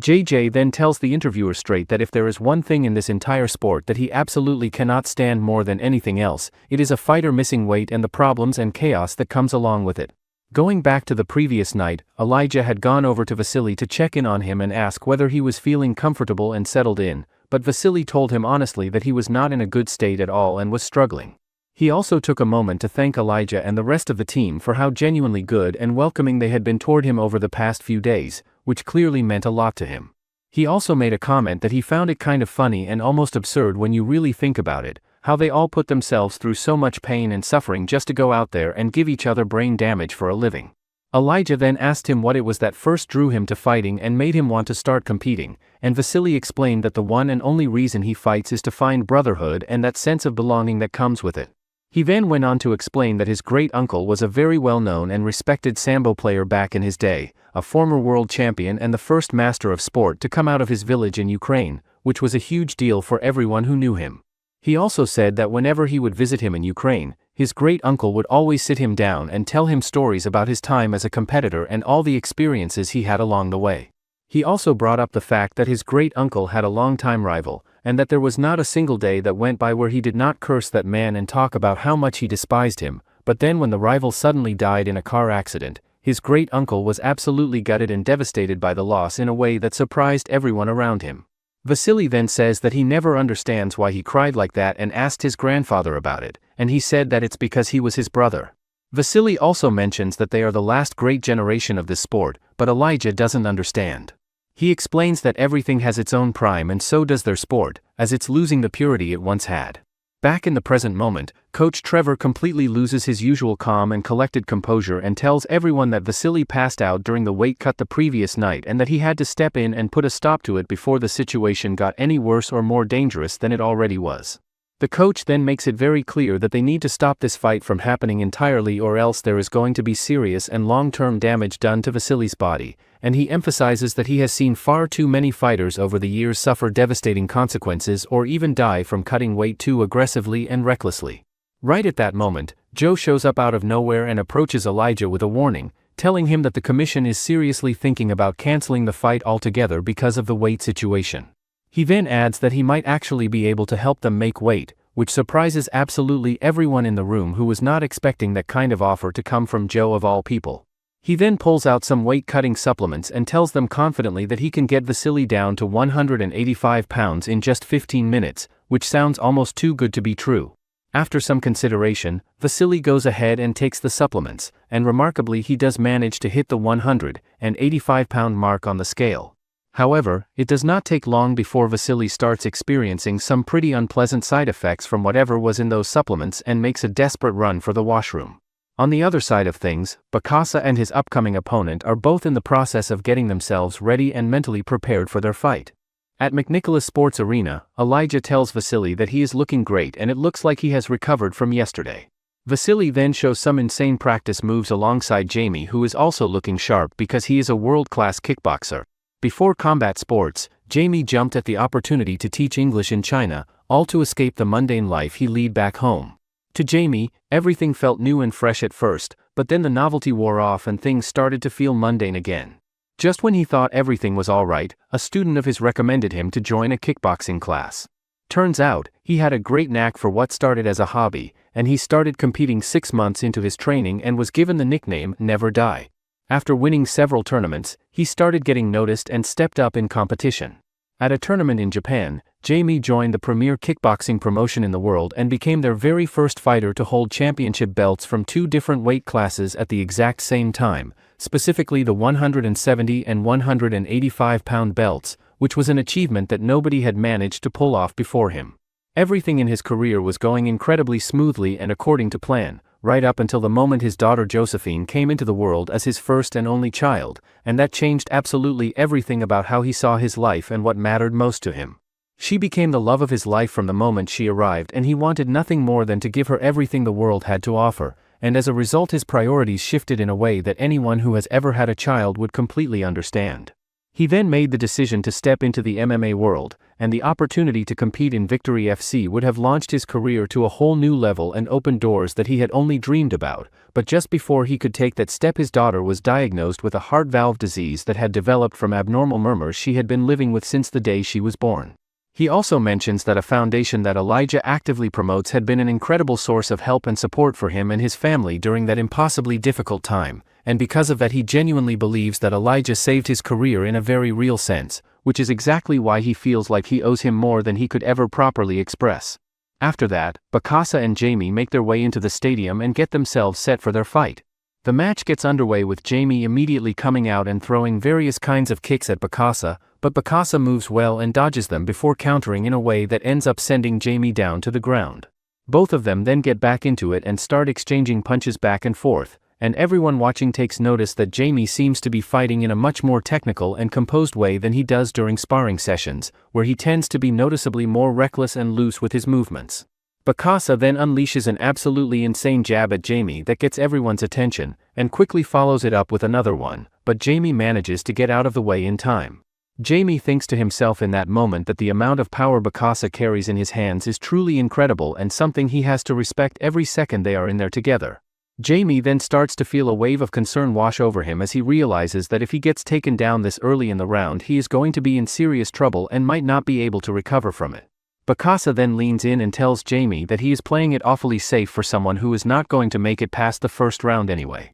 Hearing that, Jaime fires back and tries to connect with a knee strike, but Bicasa reads it and dodges out of the way cleanly. Both of them then keep trading shots back and forth, but Bicasa starts to notice with growing frustration that he is throwing everything he has at Jaime, and yet Jaime does not seem to be getting affected by any of it in the way he expected. Out of nowhere, Jaime connects with an incredible knee strike that sends a shiver running all the way down Bicasa's spine and changes the entire feel of the fight in an instant. Everyone gets surprised to see that Jaime managed to drop Bicasa on the ground, and they think that Bicasa might be severely hurt at this point. Jaime then tries to attack Bicasa again, but he uses his uppercut at him. However, Jaime doesn't get affected by it and continues to throw various kinds of punches and knee strikes at Bicasa, surprising everyone. Bicasa's coach tells him to hang in there because there are only 60 seconds until the round ends. Jaime doesn't stop there and charges at Bicasa, throwing another incredibly powerful knee strike. Elijah watches the action and thinks to himself that Jaime is about to get finished right then and there, but then Bicasa completely loses his composure and slams Jaime down onto the ground in a moment of pure emotion rather than calculated technique.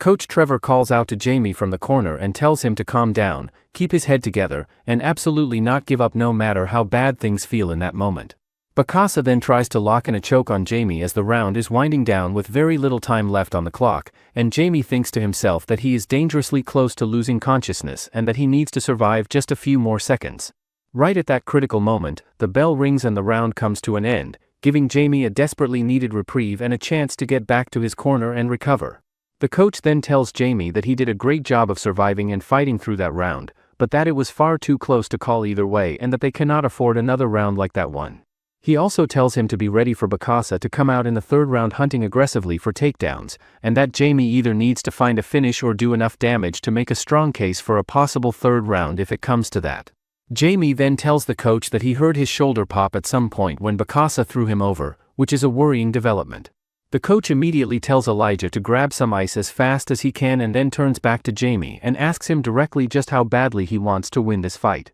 Finally, the bell rings to signal the start of the next round, and before Jaime gets up, the coach leans in one last time and tells him that he has to go out there and make every single person who helped get him to this point proud of what he does next. On the other hand, Bicasa's coach pulls him into the corner and asks him what on earth is going on with him, pointing out that he did not perform anything close to the way he normally does out there. He also tells him straight that if he had just stuck to the game plan they had worked out together, they would be in the locker room celebrating right now instead of having this conversation, and that he already let himself down by not finding a way to finish the fight in the first round the way they had planned. The coach then practically begs him to commit to the game plan and stick with it no matter what happens out there, and promises him that if he does exactly that they are going to come out of this with the win. Bicasa sits there in the corner taking in everything the coach is saying and breathing heavily, trying to process the gap between how he thought this fight was going to go and how it has actually played out so far. The coach can see in his eyes that something is off and that Bicasa has not been fully locked in the way he needs to be,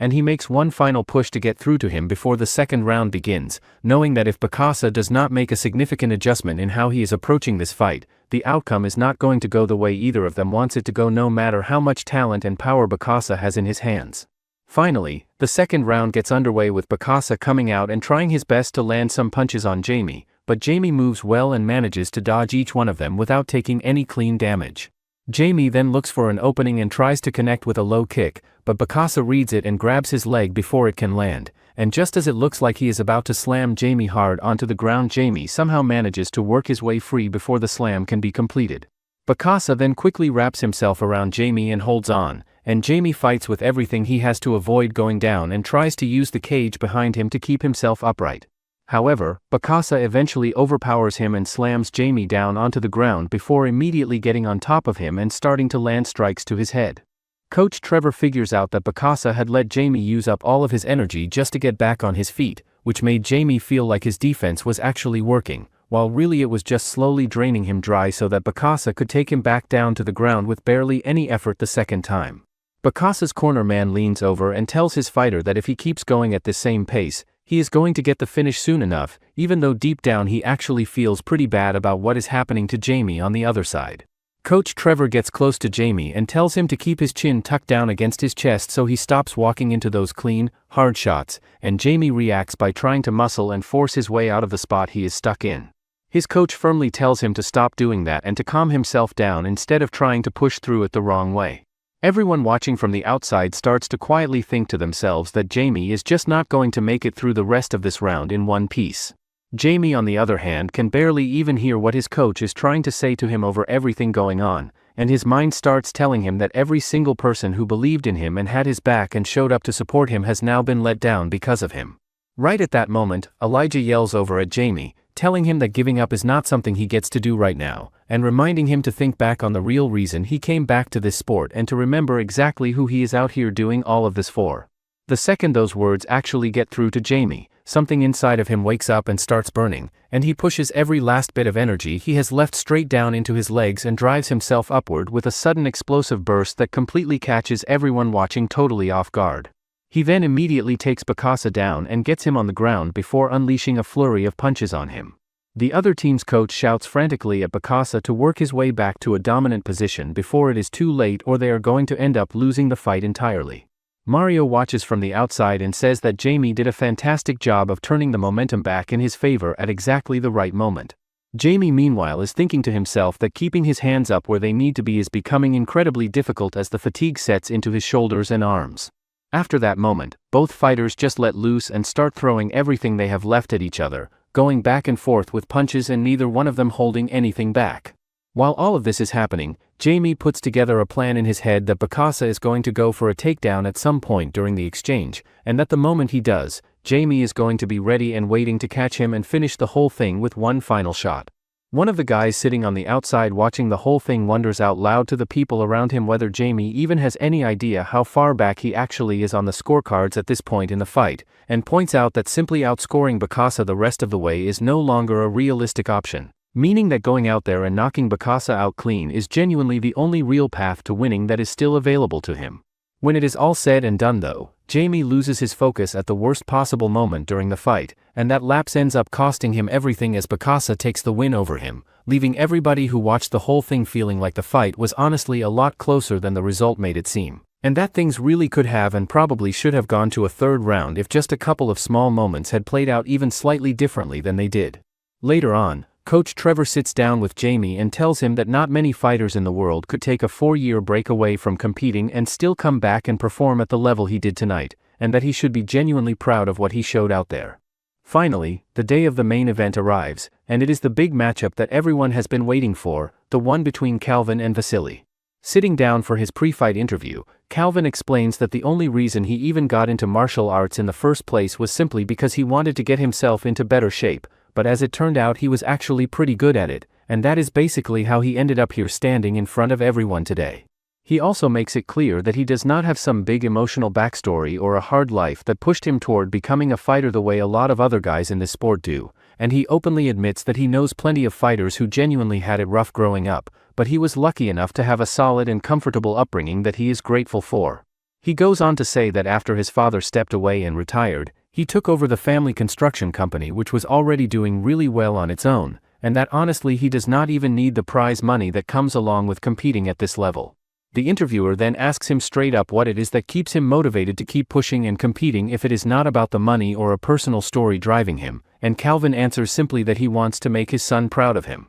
He says he thinks it is genuinely cool when his son goes around bragging about his dad to all his little friends at school, and that feeling alone is enough to keep him going. With all of that out of the way, the fight between Vasily and Calvin finally gets started, and Vasily comes out immediately and aggressively, rushing straight at Calvin right from the opening seconds and throwing a whole bunch of punches at him one after another, but Calvin stays composed and manages to slip and dodge every single one of them without taking any real damage. Joe gets really frustrated watching from the outside, convincing himself in his head that Calvin might be starting to struggle and crack under the constant non-stop pressure that Vasily keeps bringing every time he moves forward. Right at that moment though, Calvin suddenly unloads a whole bunch of powerful and sharp jabs straight at Vasily, who finds himself having a really hard time getting out of the way of all of them and starts taking damage he was not expecting to take. Vasily then responds by coming back with a hard kick straight into Calvin's leg and then follows that up by punching him clean right in the face, which visibly stuns Calvin and leaves him standing there with a look of pure shock on his face.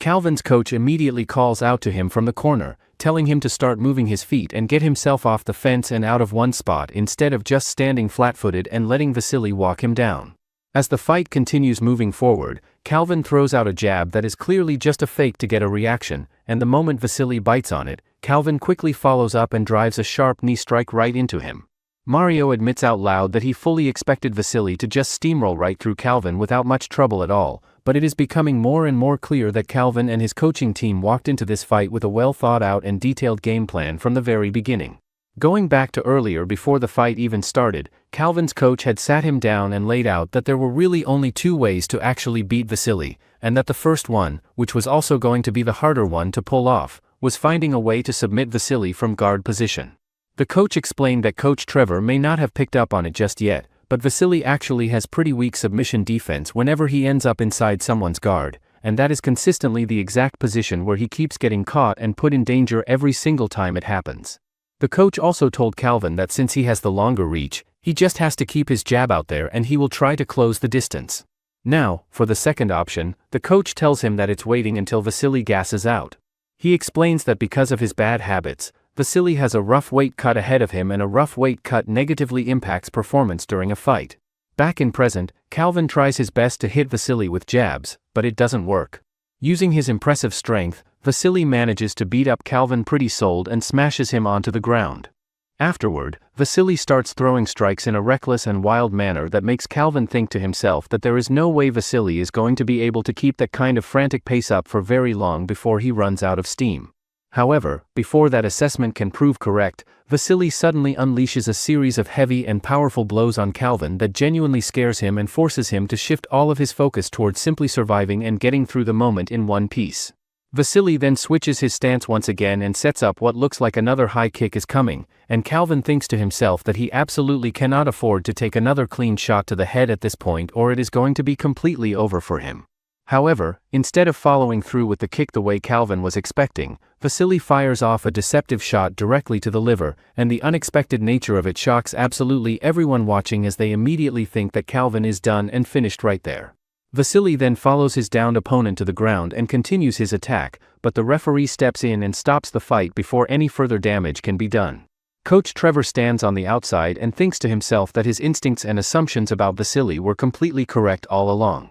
He reflects on the fact that Vasily's habit of being deliberately misleading when it comes to talking about his fighting style, combined with the way he never seems to put in his full effort during training sessions, all adds up to something that felt off and strange from the very beginning. The coach also recalls that it was right around the time he started quietly watching and testing the other three that things started feeling off to him, and out of all of them, Vasily seems to be paying a particular and unusual amount of attention specifically toward Elijah more than anyone else. Because of that, the coach pulled Kublai aside and filled him in on everything he had been noticing and suspecting and told him to start keeping a close eye on Vasily and whatever he might be up to going forward. He also added that he seriously doubts Vasily put any of this together or planned any of it alongside Percy, mostly because Percy genuinely seems like someone who completely fell for whatever tricks and mind games Vasily had been running on him without ever catching on. Back to the present, Vasily ends up taking the win when the fight is completely finished, and Calvin sits down afterward and openly says that losing is never a fun or easy thing to deal with,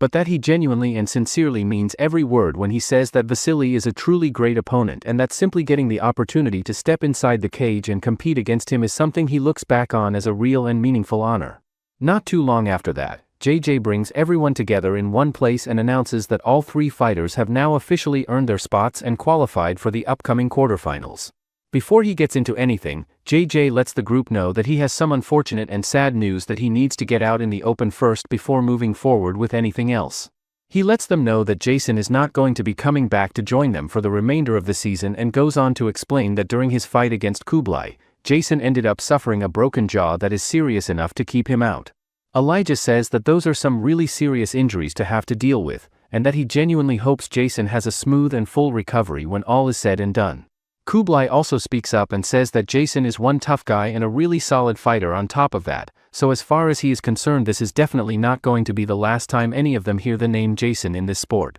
JJ then moves things along and lets everybody know that the next fight that has been set up is going to be Jay going up against Donovan. Things get a little strange pretty quickly when Joe starts acting really weird and doing odd things right in Donovan's face during the face-off, and Donovan responds by saying out loud that going up against this particular guy is genuinely his worst nightmare come to life. Later on, Joe sits down with the interviewer and shares that he likes to kick off every single morning by going out and running a full 7 miles around the backyard just to get his blood pumping and his body fully awake. He also mentions that he feels like doing that kind of thing first thing in the morning gives him a real edge over all the other guys who are still laying in bed and sleeping while he is already out there putting in the work. He goes on to say that after the run he follows it all up with a meditation session where he goes through and repeats all of his personal mantras, and by the time he is completely finished with all of that, the sun is already up and fully in the sky, which is right around when he sits down and starts in on what he calls his spiritual breakfast. Joe also brings up that he likes to do sun gazing as part of his morning routine, and he openly admits that he knows it is considered dangerous and that the people over at Pancration do not exactly recommend it as something people should be doing on a regular basis. When the interviewer reacts to all of this in a way that suggests some doubt, Joe looks at him and tells him straight up not to expect someone as close-minded as him to fully get it or understand where he is coming from. Over at Coach Adam's practice session happening around the same time, Coach Adam tells everyone gathered around that the mood and energy within the team has been really high ever since Bicasa came away with his win, and he says that anyone watching that fight could clearly tell that there was no bad blood left between the 2 fighters afterward, and that he genuinely believes the 2 of them actually came out of the whole thing with a whole lot more mutual respect for one another than they went in with. A little later on, the interviewer turns to Donovan and asks him to explain why exactly things are not so great between him and Joe, and Donovan does not hold back at all when he answers that it basically comes down to the fact that Joe is just a really arrogant person to be around. He backs that up by bringing up a specific example, explaining that there was this one time when Joe was going around telling a group of his friends this big story about how he had beaten something like 10 different guys all by himself in a street fight, and on top of that he was claiming that every single one of those guys was absolutely massive in size. Joe apparently could not help himself and jumped in to take away from the story, saying that those guys Donovan was talking about were probably just a bunch of laundromat workers and nothing more than that. On top of all of that, Donovan also brings up that there was a moment during training when Joe went out of his way to insult him by saying that Donovan looks like he is more of a Maori descent, which ended up getting a big laugh out of everyone else in the room and left Donovan feeling embarrassed in front of the whole group. Then it is Joe's turn to sit down and give his own side of everything, and he says that the reason Donovan gets on his nerves is pretty simple, which is that Donovan never stops complaining about not having access to his phone and it gets old really fast. Back over at the fighter's house, one of the guys calls out to the rest of the group and asks if any of them want to come out and join a casual soccer game that some of the boys are already getting together for. A few of the fighters immediately say they are going to have to sit this one out because they simply cannot afford to risk picking up any kind of injury right before their fight is scheduled, but Medusa on the other hand makes up his mind pretty quickly and decides to jump in and play soccer along with the rest of the guys, going ahead and throwing on a jersey to make it official. After that, other boys also decide to play football, and when they had one spot left in the team, they go to convince Ethan to play Oswell. During the match, Bicasa shows amazing performance by moving around with the ball. Medusa is also going head-to-head with Bicasa by showing off his passing ability perfectly. Later on, Vasily pulls Elijah aside and tells him that since Jason is out of the picture now, he can go ahead and take his bed and finally stop sleeping in that cramped little pantry he has been making do with. Elijah tells him that it just would not feel right to do that and instead asks Vasily whether it would be possible for him to share a room with Joe instead. After that, the two of them make their way over to Joe's room and are immediately caught off guard and surprised when they see just how many belts Joe actually has hanging up and displayed around the place. Joe then goes through them and explains that he holds black belts in Brazilian Jiu-Jitsu, Kung Fu, Kyokushin, Sanda, Taekwondo, and Judo,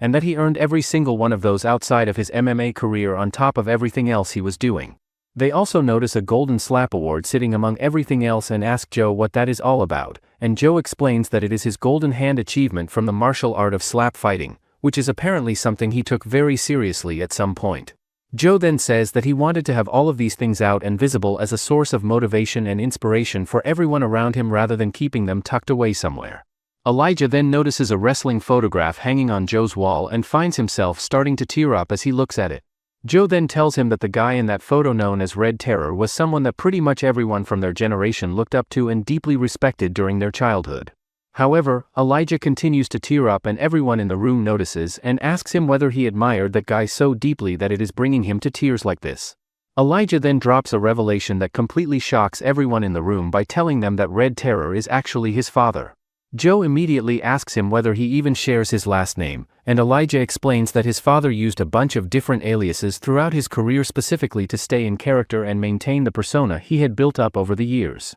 Hearing that, Joe gets even more surprised and asks how Elijah even knows about aliases and the way that whole side of things works. Joe then tells him that he is going to need to prove that he is actually the son of Red Terror before he is going to fully believe it, and Elijah responds by reaching into his things and pulling out his father's special gloves that were never officially released to the public and exist only as a collector's edition that almost nobody has ever seen or held in their hands. He also shows them a photograph of his dad standing right beside him and explains that it was taken on the very first occasion that his father ever came to watch one of his fights in person, which makes the picture mean everything to him. Joe then completely breaks down and starts tearing up himself before pulling Elijah into a tight hug, telling him that he never got the chance to properly thank his father for everything he did for him and all the incredibly hard times that his father's example and spirit helped him get through when nothing else could. The Baldy then recalls a moment when he told Elijah about his mother passing away and how she had actually been one of the co-founders of the Second Life Foundation, which adds another deeply meaningful layer to Elijah's connection to that organization and explains why it means so much more to him than just a charity he volunteers for.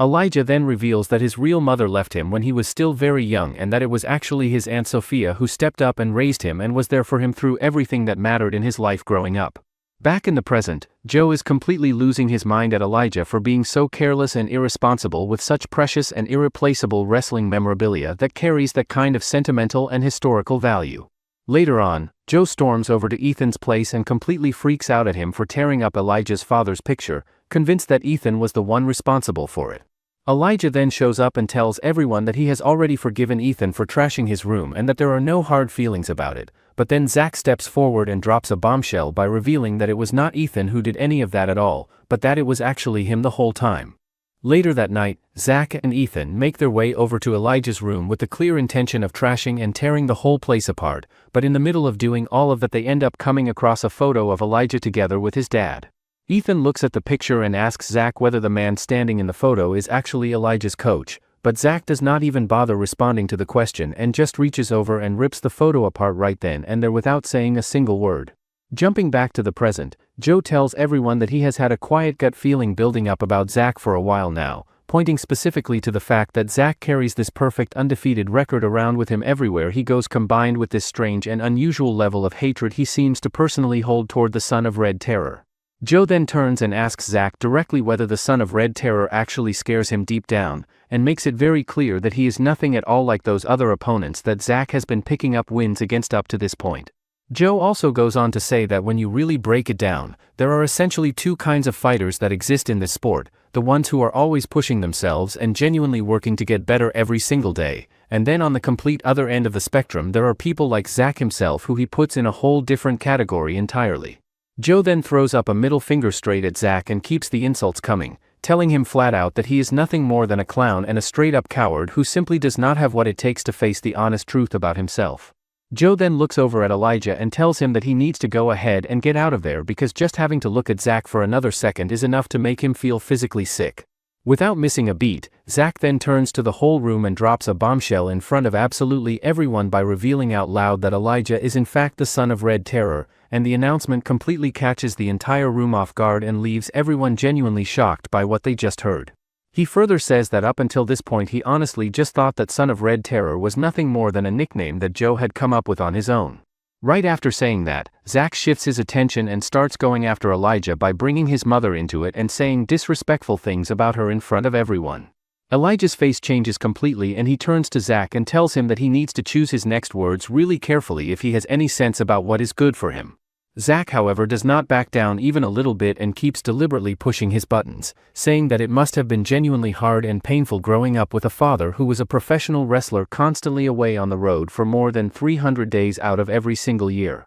He then keeps going even further and brings up the fact that she was probably completely worn down and at her absolute breaking point by the time she made the decision to leave young Elijah behind with his Aunt Sophia and walk away. On top of all of that, Zack also tells Elijah directly that as the only son of such a well-known father, he should be out there pushing himself to actually be better than the man his father was. The moment those words come out, pretty much everyone else in the room turns on Zack and their frustration with him becomes impossible to miss, but he just keeps going anyway and says that the very man who is responsible for so many of their childhood memories growing up could not even be bothered to show up for his own kid. Rather than hauling off and hitting him the way most people in that situation probably would have, Elijah instead takes a few slow steps towards Zack and pulls him in close and wraps his arms around him in what looks like a hug, but then quietly tightens his grip around him with real force and leans in close enough to whisper directly into his ear, asking him whether his wife and his 2 children would ever truly be able to forgive whoever it was that took his life if someone were to do that to him right now. Elijah and Zack end up crashing straight through the window together, and the rest of the fighters immediately rush over and pull the 2 of them apart from each other before the whole situation has any chance of getting even further out of hand. How long do you think it will take for Elijah to step out of his father's shadow and prove he's more than just a tomato can? Comment tomato can if you'd like a part 2 of this series. Make sure to like and subscribe the channel for more sports manhwa recaps.